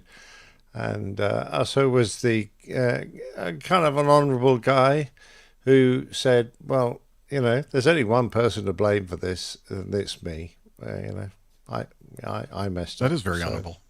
Yeah, there were, as you mentioned, so many mitigating circumstances that maybe weren't directly the cause, but... he could have used as an excuse, but he Absolutely. didn't. That's very honorable, I think. I mean, ultimately, he was the guy flying it, and he didn't understand how the aircraft worked properly. But the reason he didn't understand how the aircraft worked, because they had completely,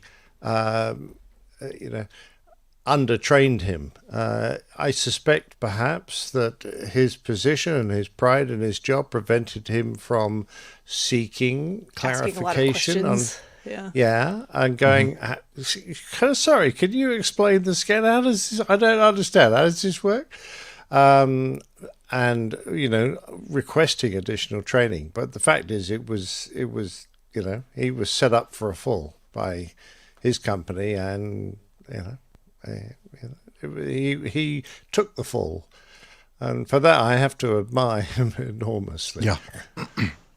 Sure. I do as well. Another fascinating plane tale, as many of those in the live audience are also saying. And Chris Griggs said, Thanks, guys. very, very clear pronunciation of the captain's surname. So, well, I was very tempted to use an English alternative, but I tried not to. It would be. Been way too easy to make a joke out of his name, but I know. I mean, right. there are a lot of people that said this captain was quite an asshole. All right, but actually, the fact that his name is now stuck in history as being an honourable chap, and this declaration of taking blame is now known by his name, I think is a great honour. To it is. I love it. I love this story. Really rang true with me. I thought it was great. Really resonates with you.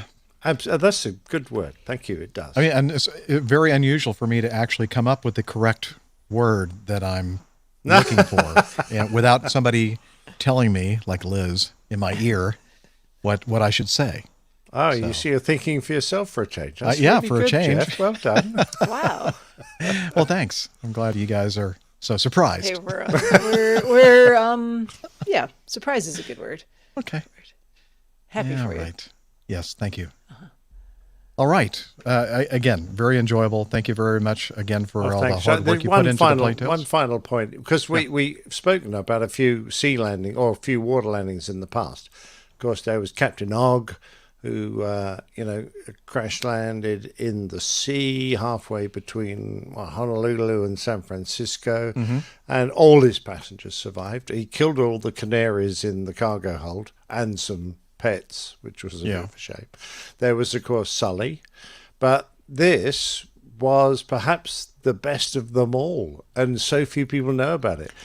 This guy landed his DC-8 so smoothly. They didn't even realize it. They were like, yeah. Oh, okay, there's a lot of water out there. They're all getting up and getting their things out of the overhead bins. Exactly. And then they craned it out, put it on a barge, and 6 months later it was flying again. Well, you can't say that about Sully's airplane, because it's in a museum here in Charlotte.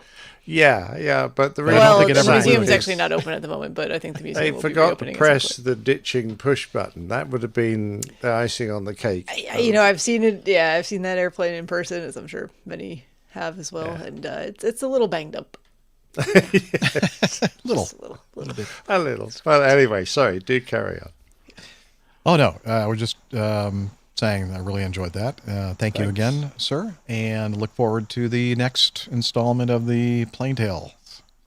And now we're going to move on to this audio feedback. Folks, you don't want to miss this one. This is from First Officer Rico, and it's a little bit long, but that's what she said.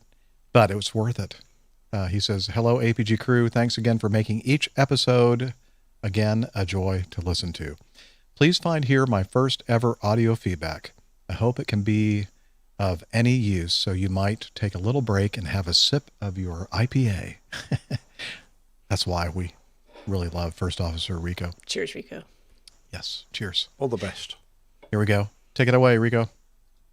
Hello, APG crew and community. I am First Officer Rico van Dijk from the Netherlands. Long-term listener, first-time audio feedback. And I hear you often say that feedback is such an important part of the show. And now I finally got the hint and decided to step out of my comfort zone, carry my share of the load and hand something in. So first time, please bear with me. So this is my first feedback, mostly aimed at any of your listeners who are either just started their aviation career or is about to, and currently struggling through this pandemic. I hope to provide you some reference material to hold on to, and mostly during these difficult times, let's just say I have some experience on the subject. So the year was 2001, and I had the crazy idea to become an airline pilot. And I was just 18 years old, found a job at the local airfield and agreed to have part of my salary paid out in flying hours. I studied the theory and got up to my first solo, but then 9/11 happened, and shortly after the flying school ceased operating and I was left without school and without a job. So within the first year of my aviation dream, it was shattered for the first time. Unemployed and without a plan, I took a kind of desperate step and enlisted in the Navy, where I ended up as a sonar operator on submarines. And the only flying I did for a long while was in the back of a Cessna Caravan, where I flew a single-way ticket and 70 free fall skydives on the way down. Hi, Dr. Steph. The Navy taught me many things. Most importantly, I got in as a boy without a purpose and came out as a young man with a plan. Then I took night school, completed my A-levels, and at age 23 I started flight training again. And this time I went for an integrated course because I learned that the airline that I was aiming at only hired students with this kind of flight training. And I think my military letter of good conduct and with honorable discharge has helped played a good role in acquiring the $100,000 loan that was required. It took only 1.5 years, and then I got my ATP theory, CPL, IR, ME, MCC, the whole thing, oddly known as the frozen ATPL. And all I needed now was a job. And unlike all the students in the year before me, When I finished training, it was the year 2008, and the financial crisis had just kicked off, closing all the airline doors in front of me. So again, my aviation career was very uncertain, and a retired airline captain gave me some good advice. He said, "Aviation is like a train that never stops, but sometimes it goes too fast and sometimes it slows down, and when that happens, be ready to jump on board." So with this in my mind, I understood that I needed to keep my ratings valid and stay close by the fire. So during the week I took a job at KLM Engineering, and in the weekends I was building hours on Cessnas 182s and 206 as a jumper dumper. I lived in an abandoned hotel with no running water or electricity, and I saved all my money for an instructor rating, or CFI.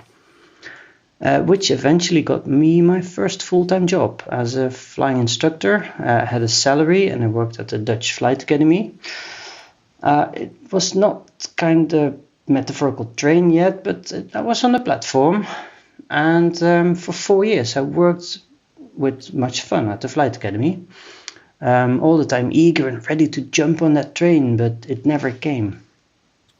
And as enthusiastic as I started, then I started to get worried.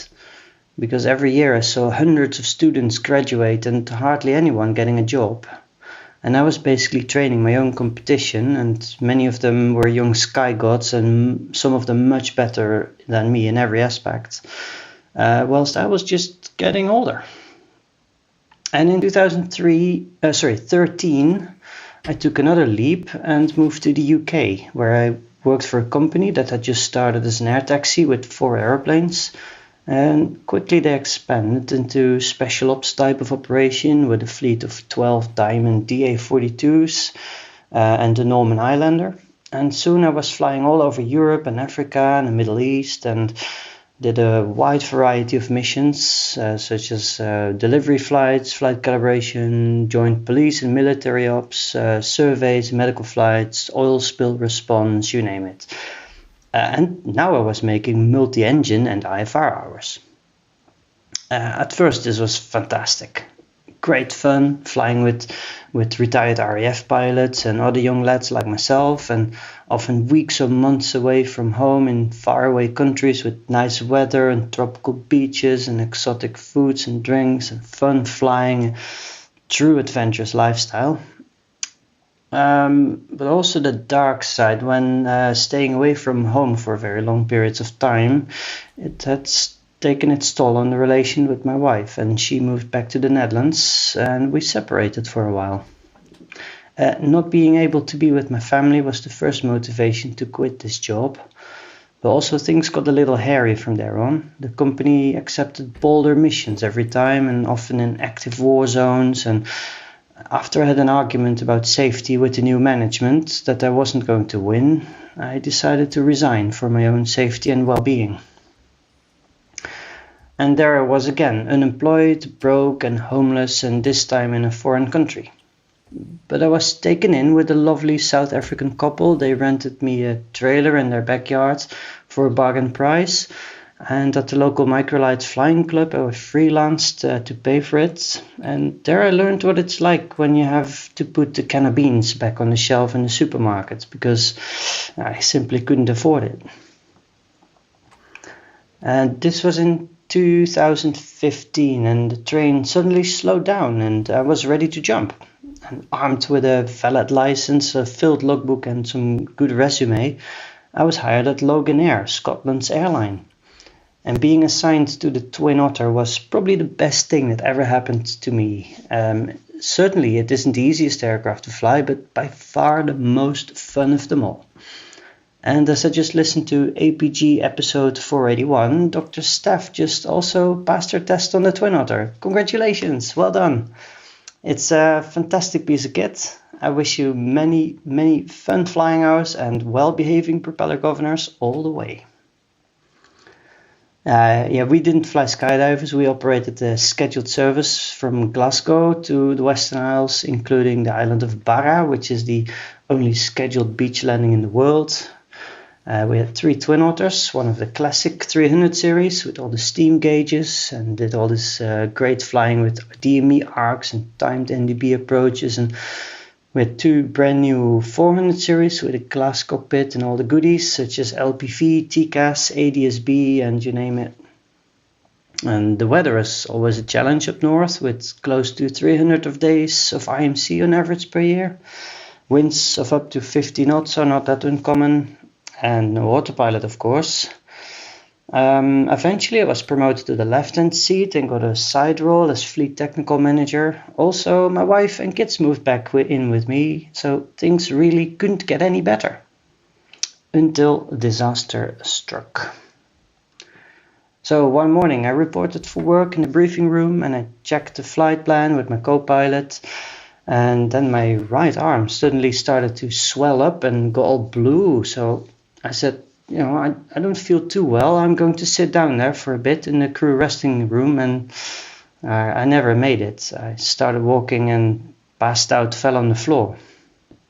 Luckily my colleague knew his first aid very well, and thereafter the NHS emergency services took good care of me, and it was caused by a DVT, or deep vein thrombosis, and that had blocked the bloodstream from my arm and prevented the blood going to my brain. So basically I had a G-lock at 1G. Yeah. Now, the medication got me on my feet quickly, but needless to say that my aviation medical certificate was pulled straight away. And when I asked my AME what I should do to get it back, he said, I don't know. And the specialist in the hospital gave me then the bad news conversation that I would never fly an airplane again. The end. Although it could have been. I had an insurance. I could have just cashed in and take on another job somewhere else, and non-flying, of course.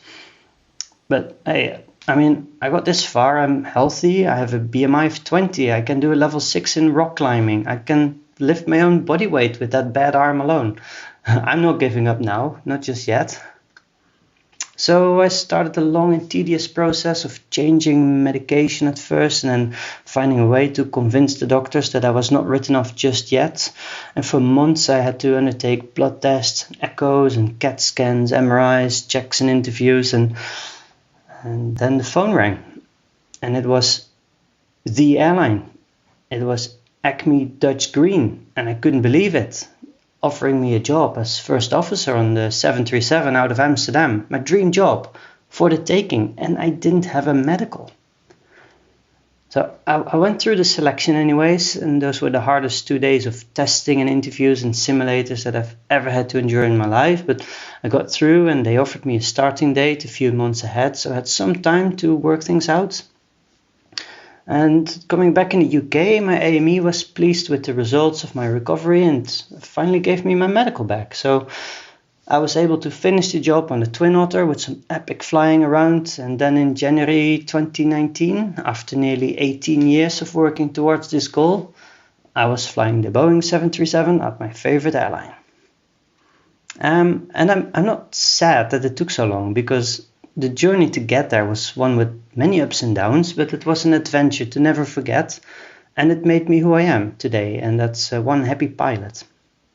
And as it goes in aviation, sometimes good times come and go, and in between we have to cope with disaster and crisis and pandemics. And for the first time now, I'm one of the lucky few that can look out through the window of that train and see many of you standing out there on the platform, ready to jump on, but sadly this is just not the right time. So I hope with my story I can inspire you and motivate you to stay on that platform, stay current and stay involved in aviation. By listening to the podcast here, you are already one step in the right direction. You deserve to be on the train, and one day you're going to make it. You're going to take the jump, and after you succeed, then you can pass the metaphor on to your own students.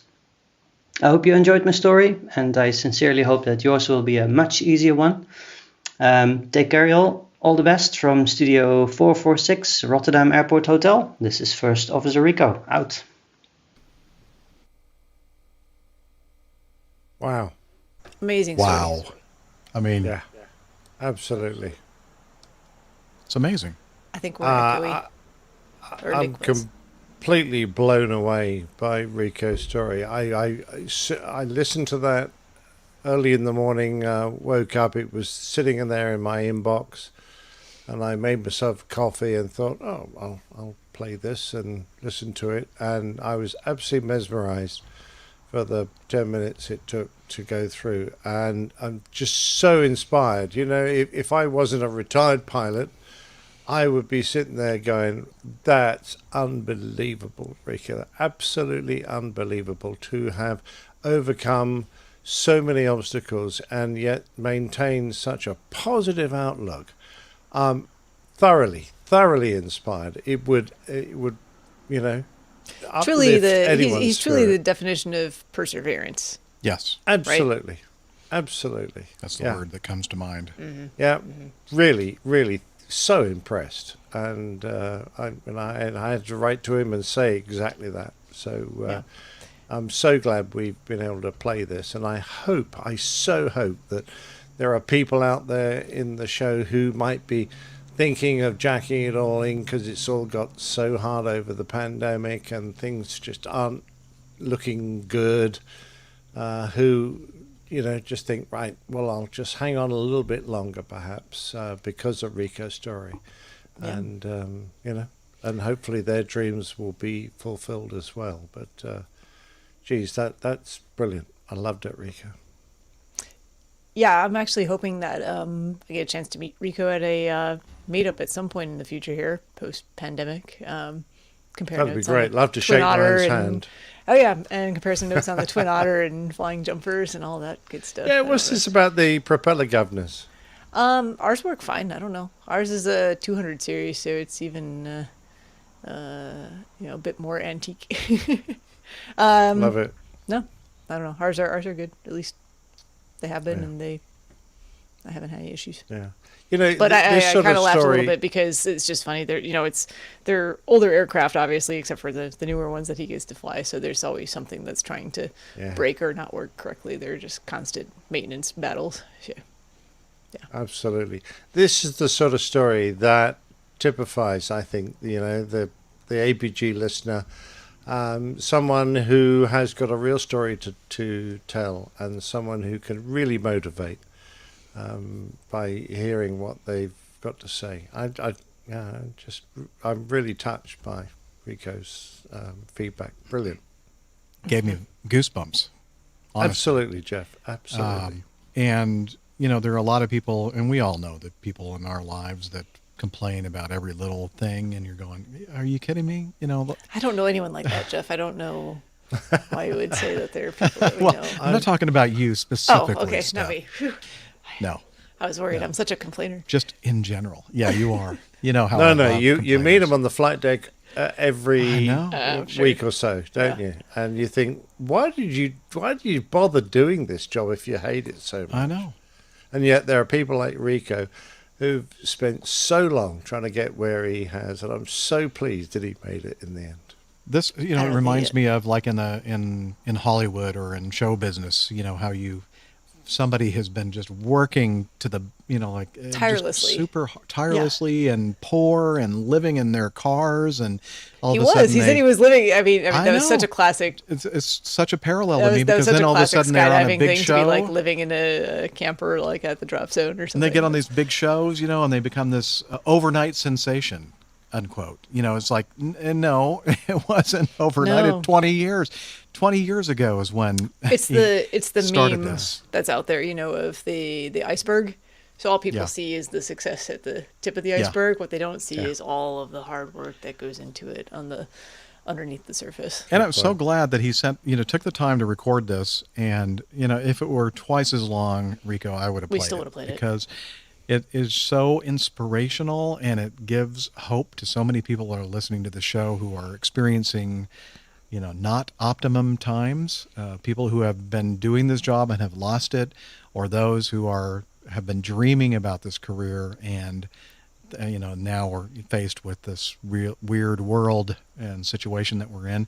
But you know what? You just got to keep persevering. And you're just a classic model of what you need to do. And attitude's everything, you know? It is. If you can, at the worst of times, if you can see the positives in it and the reason for why you're doing what you're doing, then that makes all the difference in the long run. Yep. And our brand new senior executive producer, Sebastian, is in our live audience. And Oh, yeah, now brilliant. is Thank you not very the much, time Sebastian. to abandon. Yes, thank you, sir. Yeah, absolutely. I don't know if he was here the whole time or not, but He has been. Yep. He was here okay, earlier. great.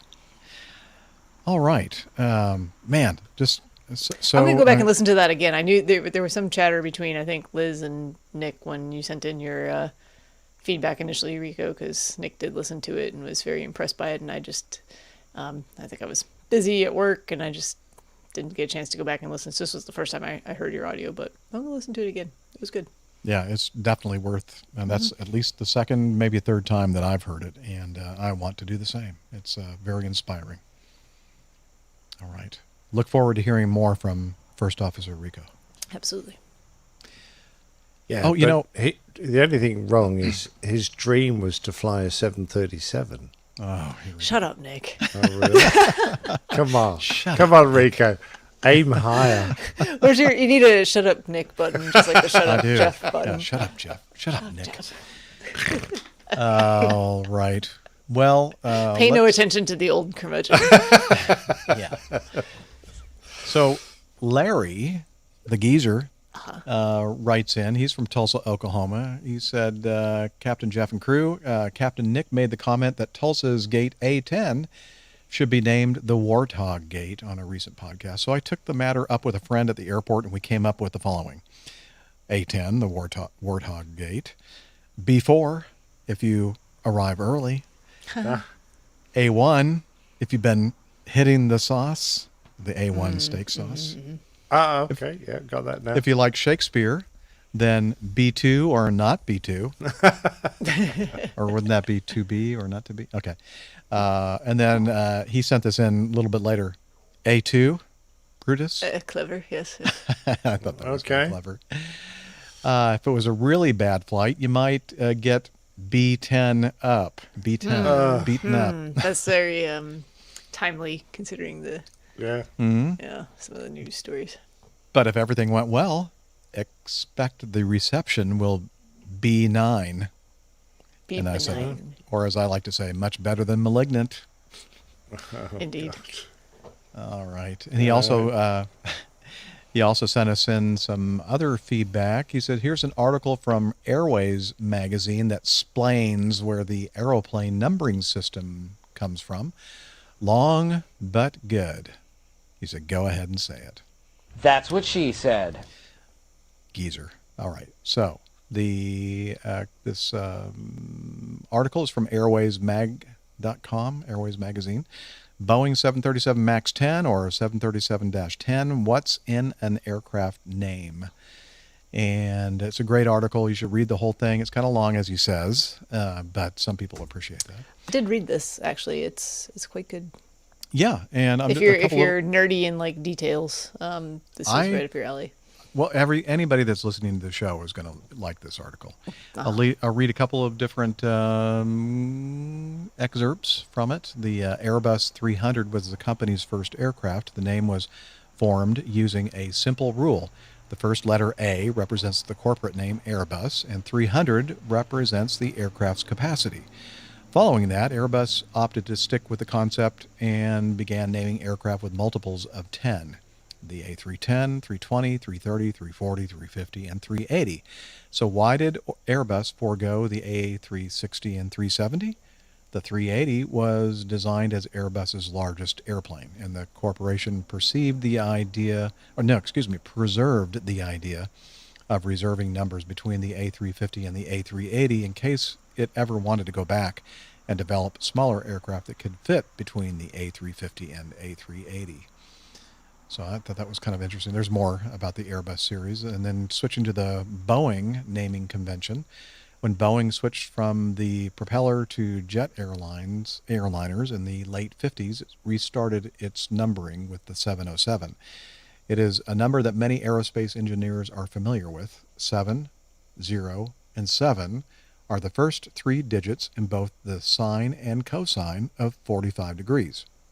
Swept wings, which angle toward the back of a plane's fuselage rather than sticking out at a 90-degree angle, were novel at the time. According to Boeing lore, the name 707 was derived from the angle of the plane's wings. If true, it would be a suitable story, though to be exact, the 707's wing sweep was only 35 degrees, not 45. The numbers issued to commercial aircraft began in the 700s, so the number could have been the name of the first jet, but it just didn't sound right to the marketing team. 707 seemed more enticing, with a ring similar to the 007 British spy code name at the time, so famous on the big screen. Bond. And so the new naming convention was to be passed down through the generations. Yeah, more good stuff on there. Oh, including the 787. I'll just stop with that. I'll just end with this one. Before releasing an airplane, Boeing is circumspect about its name. The 787 began as a 7E7, with the E standing for efficiency, but the 8 felt predestined. In China, the number 8 is considered lucky. Remember that the Beijing Summer Olympics started at 8 p.m. on August 8, 2008. Perhaps Boeing thought that it comes to selling to the burgeoning Chinese market, a jet with an 8 in the name couldn't hurt. Interestingly, the 787 was also known by another name. Boeing officials were ready to call it the Global Cruiser, but until they decided to let the world vote on a name.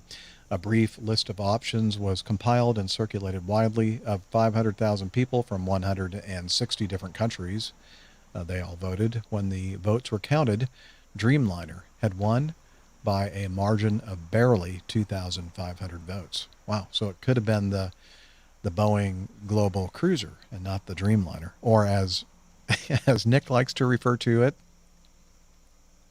the Binliner. Yeah, I love that. So anyway, really good article from Airways Mag, and you should check it out. It'll be in the show notes if you want. Okay. Let's continue on with this feedback from Lydon. I think we have time, don't we? Yeah, it's only 3 minutes. So, and I got to play it from my sound playing app. For some reason, Evernote didn't like it. Hello, APG crew and community. I'm sorry. Hello, APG crew and community. It's Lydon again. So today I was at work and I was thinking about planes, as I usually do. And I was just thinking about all the little quirks about the past diamonds I've flown in the past. And I was also thinking about the weird little quirks and nuances of the 1976 Cessna I now currently fly for my training. And I was like, some real funny stuff. I'm not sure how engineers or designers decide to put places or decide to put things in certain places. Or it just might even be after the fact, where mechanics are just like, hey, let me just pop this in because the pilot wants it. And yeah, that's usually how that drill starts, at least I think in GA planes. But it led me to wonder about the planes that you guys fly. So for you, Captain Jeff, I know you fly the 717, but you did fly the MD-80 in 90, and I've heard that plane is pretty goofy. I think is the best way to characterize it. It's a real goofy plane, and I was just wondering if you could talk about that, or some of the things that you found funny while you were flying, while you spent your time flying that. And everybody else, the rest of the APG crew, feel free to add on to that too. Like if Captain Rick, some of the fascinating, funny things about the 747, if there are any. And I know Captain Nick is very high strung on his Airbus, and it's built by Europeans. But I'm sure there's something goofy and weird about that plane too. So feel free to shed some light on that. Also, I'm not sure what plane Liz flies. Not Liz. I'm sorry. Steph. I don't remember what plane Steph flies, but also I'm curious to see what kind of funny things are about, or go on, not really go on, but funny things that have to do with your plane. I hope that makes sense. But yeah, as always, have a great day. Love the show. Keep up the good work. See you guys around. Blue skies up and brown side down. I swear every time I come up with something new, but yeah, we'll go with that. Thanks again. See you around. We'll go with that. Goofy, huh? You think my airplane's goofy?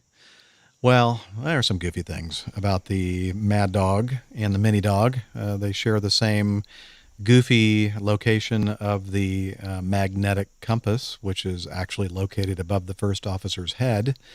And through a series of mirrors, smoke and mirrors, some people say, you can actually view the compass, the magnetic compass.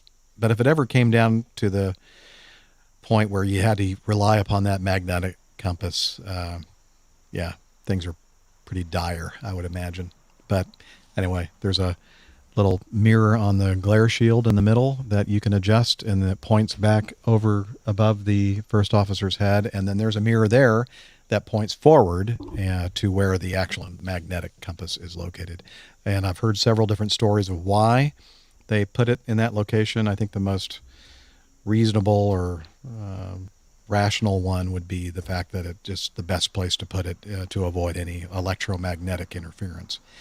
And the other thing that's kind of weird or goofy about the Mad Dog series of airplanes and the 717 is the fact that there are no, except for the rudder, most of the Mad Dog series, all flight controls are actually controlled by actual cables that go back to control tabs that are located on the control surfaces. So you move the yoke, that moves the control tab that's on the trailing edge of the control surface, and that actually flies the control surface, which in turn turns the airplane or makes the elevator go up and down. When people told me that when I first got on the airplane, I thought they were joking with me, but they aren't. It's true. It's true. So it's true. It's very true. So yeah, a couple little goofy things about my airplane. And Nick was just shaking his head. There's nothing goofy The Airbus or is unusual just, about the Airbus. just supremely designed. Everything is ergonomic and magical. I was really struggling.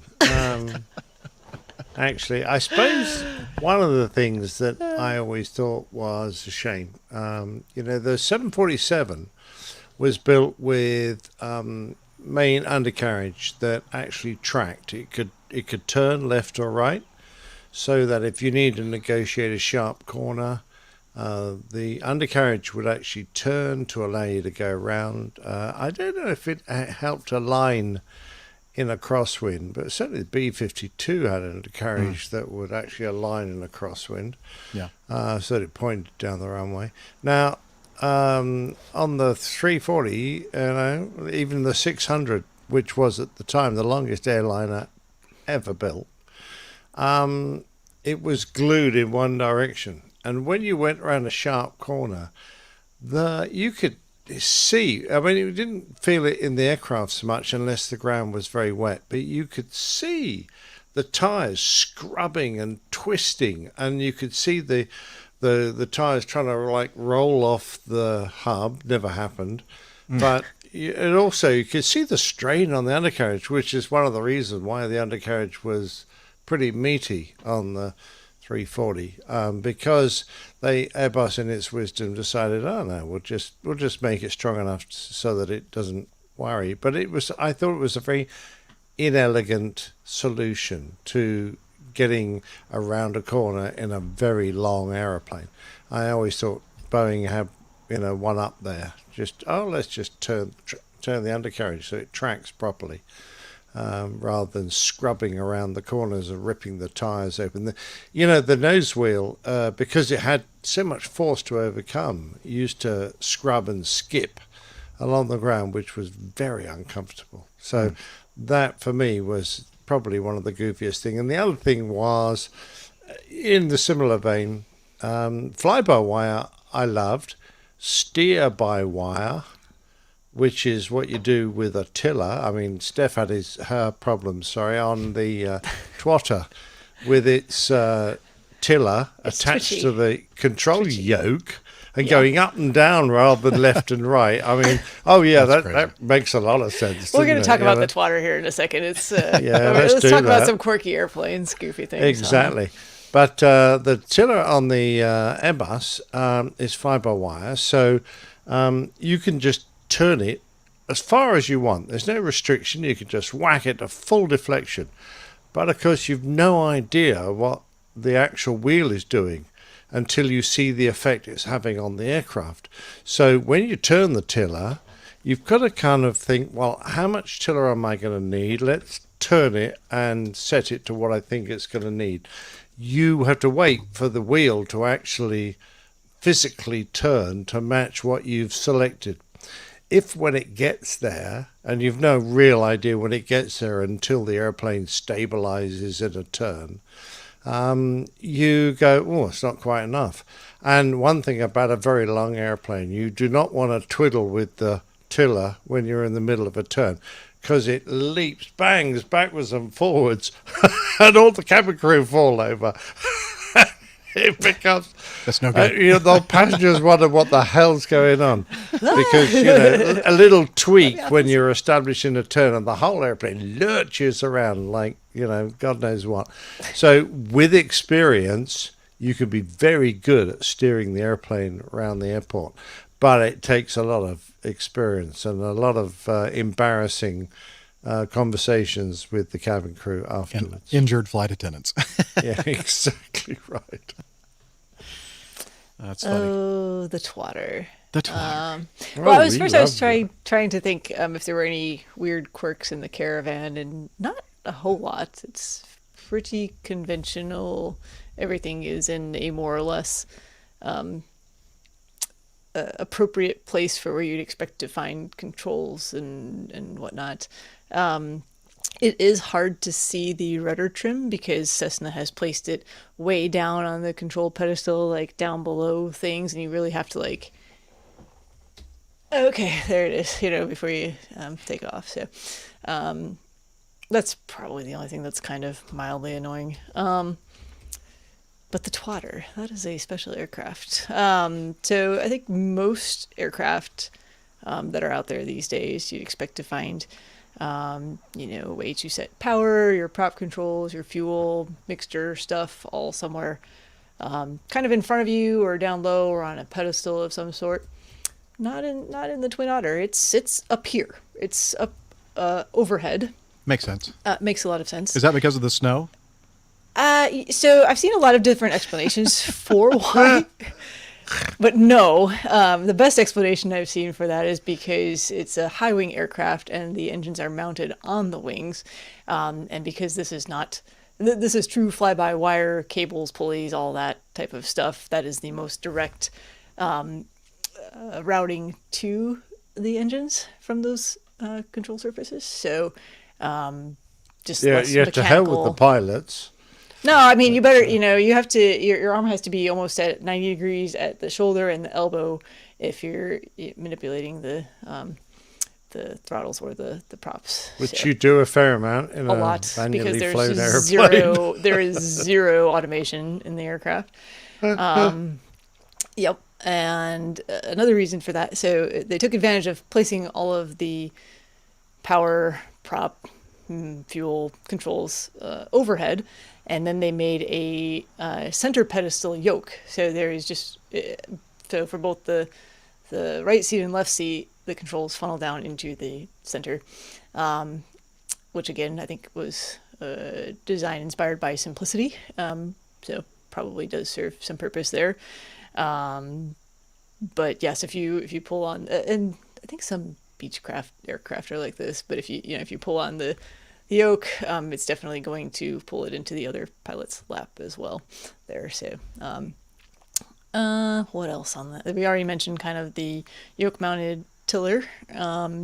It's straightforward enough to use. It's just kind of twitchy. Takes a little bit of getting used to. Oh yeah, and very logical. Up is right up for and left down is and left. down for right? No, the other way.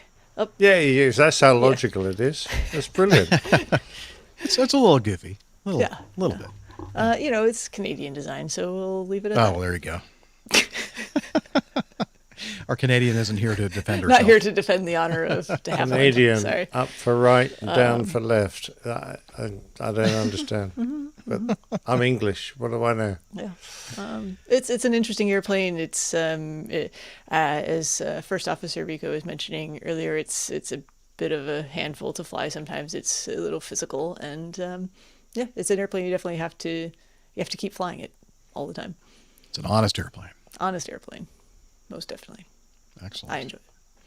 I was going to mention, speaking of Beechcraft, very early models of the Bonanza. I have a friend who has a very early V-tail Bonanza, like 1947, 8, 9, something along those lines.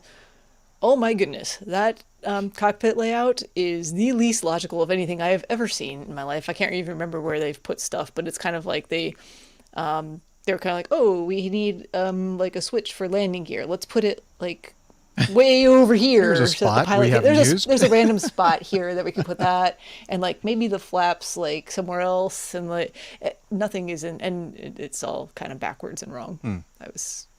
It was impressive. I'll have to elaborate on that on a future if I get a chance to fly in that airplane again. It's interesting. Every time you say Bonanza, I think of a map catching fire in the middle.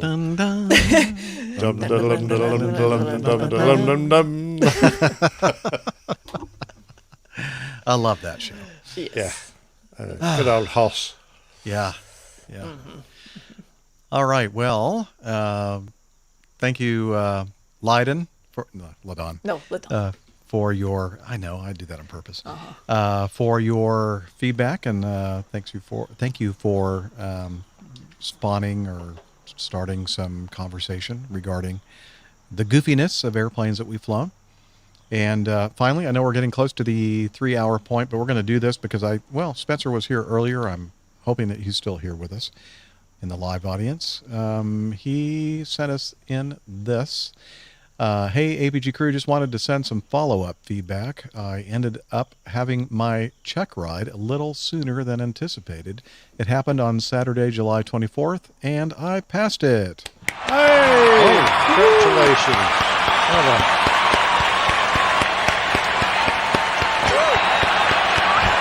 And I know that's extremely loud. I'm sorry. That was a very abrupt ending of applause, too. Wow. Yes, it was. But in the audio only, it'll be nicely smooth.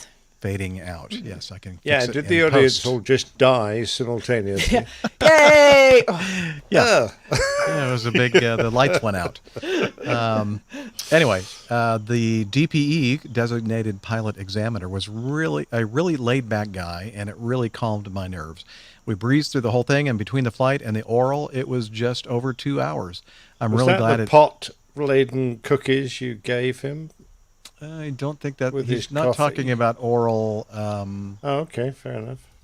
Like marijuana. Just He was wondering talking why about he it was being so laid calm back. and laid back. Oh well, maybe.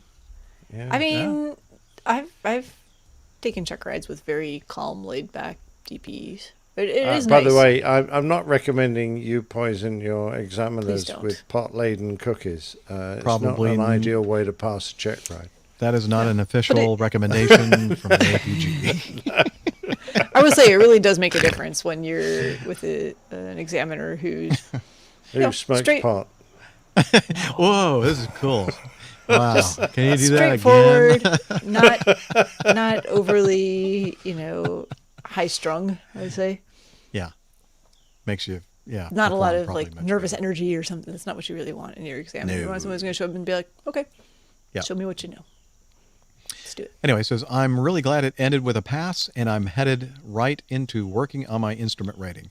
I mentioned in my last feedback that I'm switching from a Part 141 program to a Part 61. I'm starting at my new school at the start of the next week. There are a few reasons I'm switching, and hopefully this can help someone who is looking at different schools and make an informed decision. The program I attended was a 141 program that was part of a college.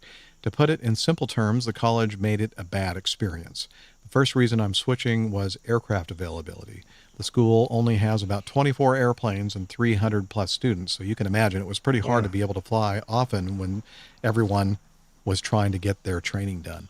At one point, I was lucky to fly once every other week. Let me tell you, it's impossible to ever get proficient when learning to fly if you are only flying once every other week. This led to me coming into the program with 37 hours of flight training. I did have about a 2-year gap. And it ended up taking 11 months and an additional 55 hours of training, which I thought was just ridiculous. Wow. The thing is with these college programs, at least mine, is if you don't have your rating or certificate done by a certain deadline, you can't get into the next semester for your next course. At least at my school, the classes fill up pretty much instantly. So if I were to stay at my current school, I couldn't even start the next part of my training until January. And at this rate, it would take me another 3 to 4 years to finish the rest of my ratings through Certified Flight Instructor. Hence why I'm switching to a more accelerated Part 61 school. And no, it's not ATP for those wondering. Here I should be about to get through CFI in about 9 to 12 months. So next week, I'll start instrument ground school and working on building my cross-country PIC time. Hopefully, this helps someone in making a choice in a school. I would recommend really finding out what aircraft availability is at a school before choosing to go there. It made a massive impact on my training. Anyway, there's my little rant. Thanks for the show, and keep the blue side up. And again, that's Spencer. Oh, that's not a little rant. That's a major failing of that particular course. You know, and I was thinking as you were reading through his feedback, Jeff, it's just something where I just kind of got lucky along the way that I didn't have that experience because I think if you're just starting out, that's not something that you would really think to look into necessarily. Like, oh, flight school, they have airplanes, and I have these requirements and things that I'm going to meet and do, and you don't expect that to be an issue. So that's good advice for people just getting started to really kind of do your homework on the school that you're choosing, and I think probably really important, talk to people who are currently going through the program. You know, see what their experiences are. What are the upsides? What are the downsides? Exactly. No pun intended. Yeah, we got to know what questions to ask, which is why this is such valuable feedback. Yeah, who would have thought that would be even something you'd have to think about? You know, you just assume that they would have the proper resources if, you know, based on the number of you have airplanes, you have students, you know, people fly. Yeah. Spencer, hopefully that really helps somebody out there listening. And I'm sorry you went through that. Oh, look. Rick sent us, while we were doing the show here, he sent us a picture of him and telling us and wishing us a great show. Excellent. So thank you, Rick. Don't know where he's off to, but do appreciate that. I'm sure it's like Hawaii or something. I don't know. It's California or Hawaii, I'm sure. Yeah. He's about to brain himself on all those circuit breakers. Yeah, watch your head. Watch your head, Rick. All right. And with that, it's time to wrap it up. And may I just point out that Graham is in Ithaca. Well, look at you, New York. Graham. Oh, How Greece. nice is Just that? Ithaca, New York. No, Ithaca. Also a nice place. Yeah. Just not Greece. Yeah, I would imagine that Ithaca, Greece is probably a little bit different experience. Greeting to my APG friends from where? Oh, wait, we just talked about it. I'm glad that you're listening, Graham, and we hope you have a great time in that awful location. Terrible. Yeah, I hope the forest fires over there aren't too bad. Yeah, some fires. There've been quite a few in Turkey and Greece. So that's true. Good luck. Around Athens, maybe, or or somewhere. Yeah, one of our close APG friends. It sounds like it's one of those little Greek islands that's just perfect. Yeah, I'm sure it is. He flew there in an R-44. Ooh, a helicopter. Robinson R-44. Yes, Aaron, Ithaca is gorgeous. That's Ithaca, New York, with the gorgeous. Never been there, so I'll just You've have to never take been? your word for it. No, not home, Ithaca, New home York. of Cornell and Ithaca College. Oh, well. There's a Greek island in New York? Yes. Okay. Let's keep rolling here and talk about, we're wrapping it up, guys. The website, an awesome website where there's all kinds of information about all kinds of things. Just check it out, airlinepilotguide.com. And we're on social media, or what I like to call, because I'm an old fogey, a geezer, I like to call it the social meds. I'm pretty sure the cool kids stopped using that term about 2 months ago. I'm not a cool kid and never pretended to be. But if you're on the social medias, you can find us at Twitter. We are at APG Crew. We're also on Facebook, facebook.com/airlinepilotguy. And occasionally Instagram. I promise one of these days I'll go back to reposting Nick's awesome artwork there because it's a good forum for that. We forgot to talk about that again. APG Crew on and Instagram. we need a show title. Well, let's talk about that after we actually end the show. That's for the chat room. I said that. Okay, just to put that seed in their head. Yeah. Okay. Excellent. So there you go. There's social media. We're also on one other type of social media. Let's see if. Oh, he made it to the cabin. Yeah, I think so. Wait. Hey, Hillel. Hillel.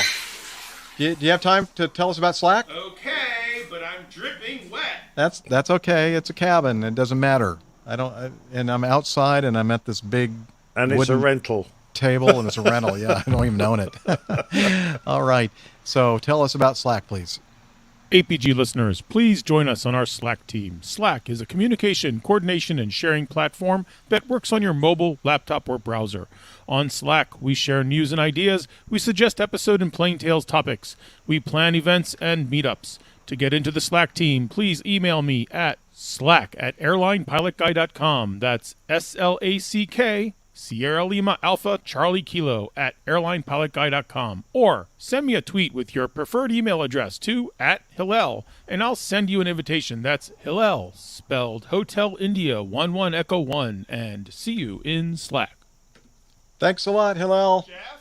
What? Do you still have some of that good shampoo from the last place? Yeah. No? Oh, well. Guess I need to go buy some shampoo. Good shampoo. The good shampoo, whatever that is. From the last place.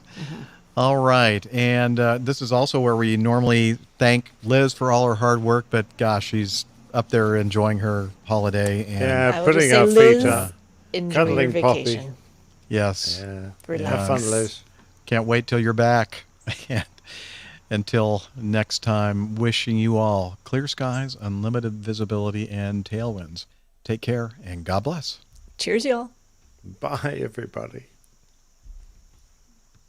Yay, we made it. Good job, Jeff. We did it somehow Nicely done. without Liz. I have no idea how that happened. It's all this stuff that we, as I mentioned before, we kind of take for granted. Like, oh, that's right, Hillel. We need to put the Hillel slide up here because she just I didn't does that bother to do any of automatically. that, did I? No. I could have. Yeah. But I didn't. No. Did not. Cabin in the Woods. Sure didn't. All right, we're looking that at. one. Yeah, there you go. A little late for that now. But it was the effort. I like that effort. Yeah. A for effort. Perseverance. That was Perseverance. That's a good title. Perseverance. And Rico's story. I don't know how you would make artwork for that. No, yes. Therein lies That's the your problem. Yeah, Cabin in the Woods. Isn't it like a horror film called Cabin in the Woods? Where there's like all kinds of terrible, horrible horror things happening in a cabin in the woods. I don't know. I never watched it because I'm not into horror movies because they scare me. I don't like being scared. There's some weird banners and tickers in here. Oh, and I know, Logan. I'm the one that put it on there. Logan is defending your honor, Steph, thinking My that honor? you actually did it. But it was me. I put Hillel's thing about halfway through his little Slack thing. I didn't even notice. Had it on there for a little bit. Pay attention, Steph. Come on. Sorry. Come on, man. Sorry. I know what you did last week.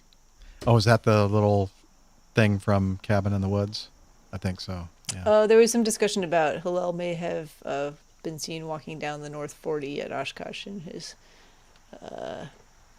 in his towel, robe. in his robe, and his shower which he will cap. neither confirm nor deny.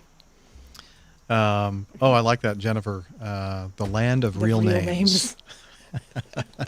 Yeah, I like that's that. So easy to make a picture of real names. No, it is. Give us we can have little name tags.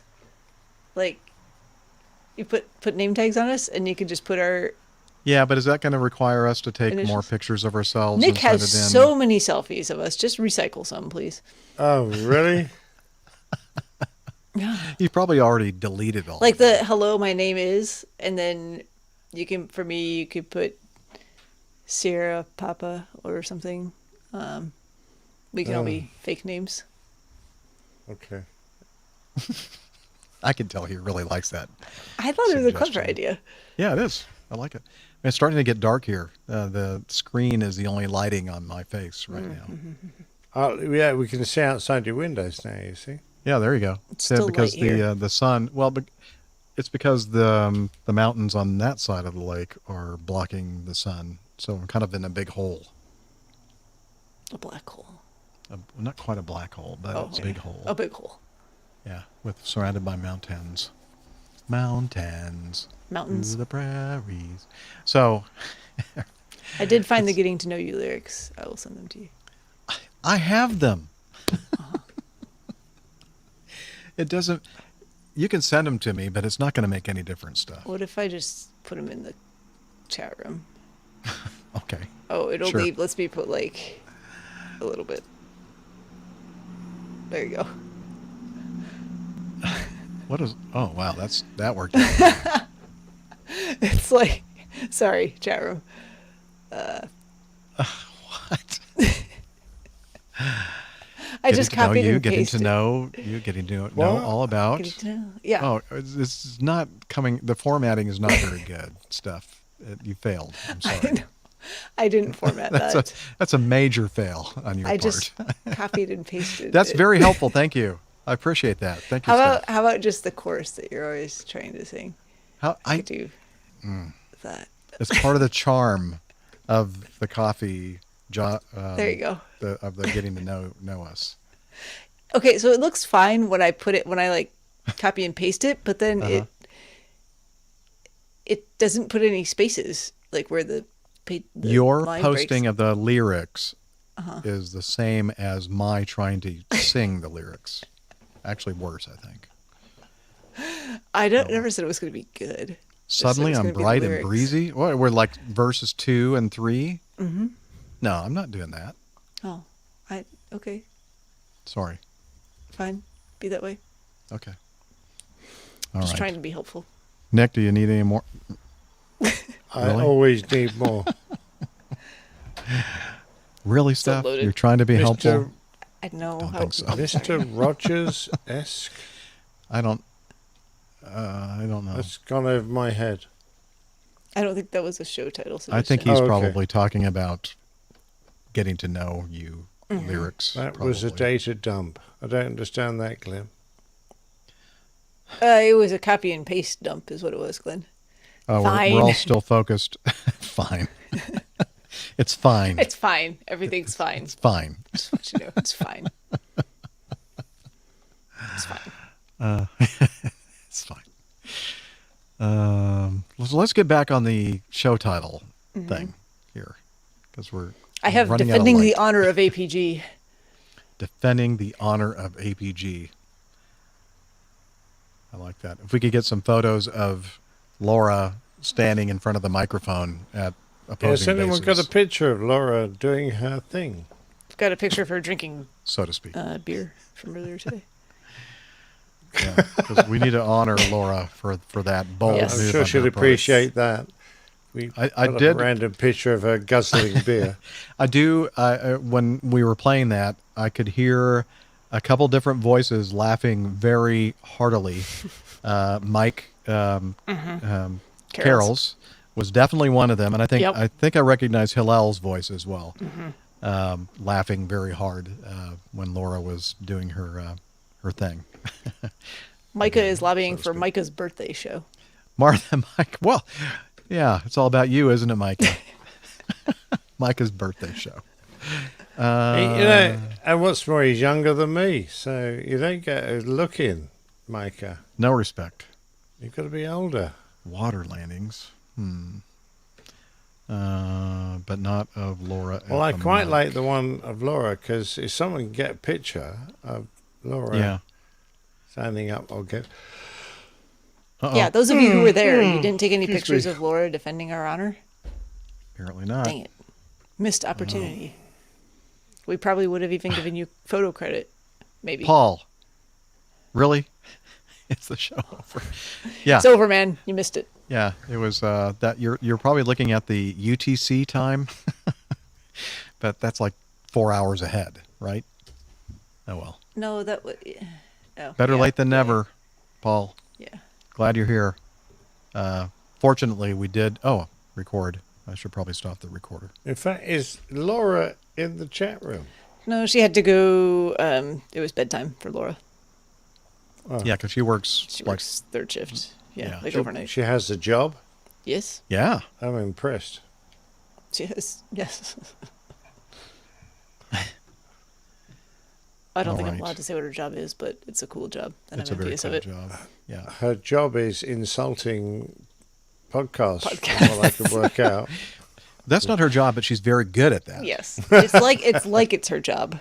Yeah. She treats it like a job. Oops. Yeah. Well, who has pictures? What was that? I misfired. Sorry. Premature there, huh?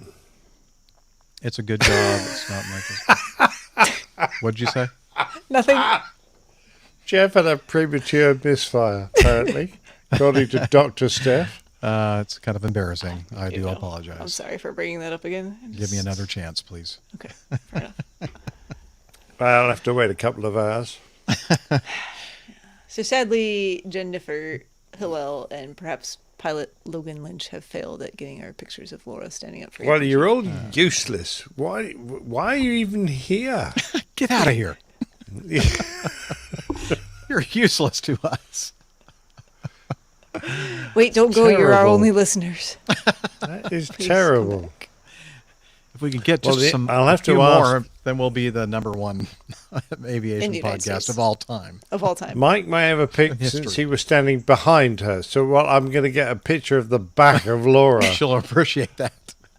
Although that would be a good perspective, though, of her. And Well, you it can might see be. maybe Might be. RHAG behind her in front of their microphones. Yes, Micah, I'm drinking Corona. Oh my Well, wait, God.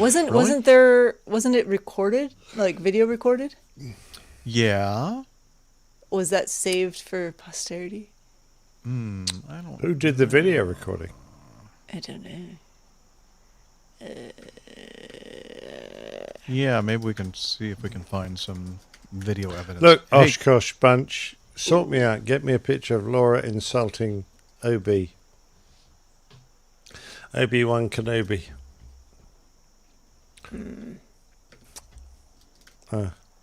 Well, we'll work on it. The video, if any, faced. Yeah, I don't remember seeing any. No, I do remember. I remember seeing some photos. Photos, that perhaps, they put on yeah. Patreon. Okay, maybe photos. That were facing the audience, but I don't think there was any video of that. And I do remember seeing one with Mike at the microphone. Oh, get it? Mike at the mic. Very good. But I don't recall seeing one of Laura. Maybe they deleted it. I just need Laura to give me a picture. She can fake it up. It doesn't matter. Ah, okay. I just need Laura. a picture of Laura. Laura. We need to contact Laura. Somebody needs to contact Laura and tell her to take a picture of herself and like if she doesn't have a microphone, she can use something that looks like a microphone, and then Nick can Photoshop it. Does that sound like a good idea? Very amusing. Or you could use the microphone and I'll Photoshop something else in. Well, that would be even better. That did come to mind, but I'm thinking, no, it's a family show. No, Laura. It's a family We'll be show. nice. We'll be nice. We just need a picture of you holding your hand out front like this. or like that. I think it was actually on a stand. Oh, okay. In that case, just a picture of you looking evil, like your evil twin sister. I feel like she needs like a giant like crusade like sword or something like. Defending. I can put anything in her hand if I've got the right. So she just needs to have her hand like up. She just in has a few protest. different poses. Like one holding up a. Yeah. Okay, and we're talking to her like she's here listening to us, but she's not. No, oh, Laura, Jen listen says, to this afterwards. Jen Come on, says Laura. I can contact Laura. Thank you, Jen. Oh, well done. Yeah. I would like to be able to put a signpost in her hand so she could just be standing, looking insulting. I think that's probably a natural. Oh, we could do like an look OB for her. logo with the circle with the thing going through it. Oh yeah, something like that. That'd be great. So just get her to pose.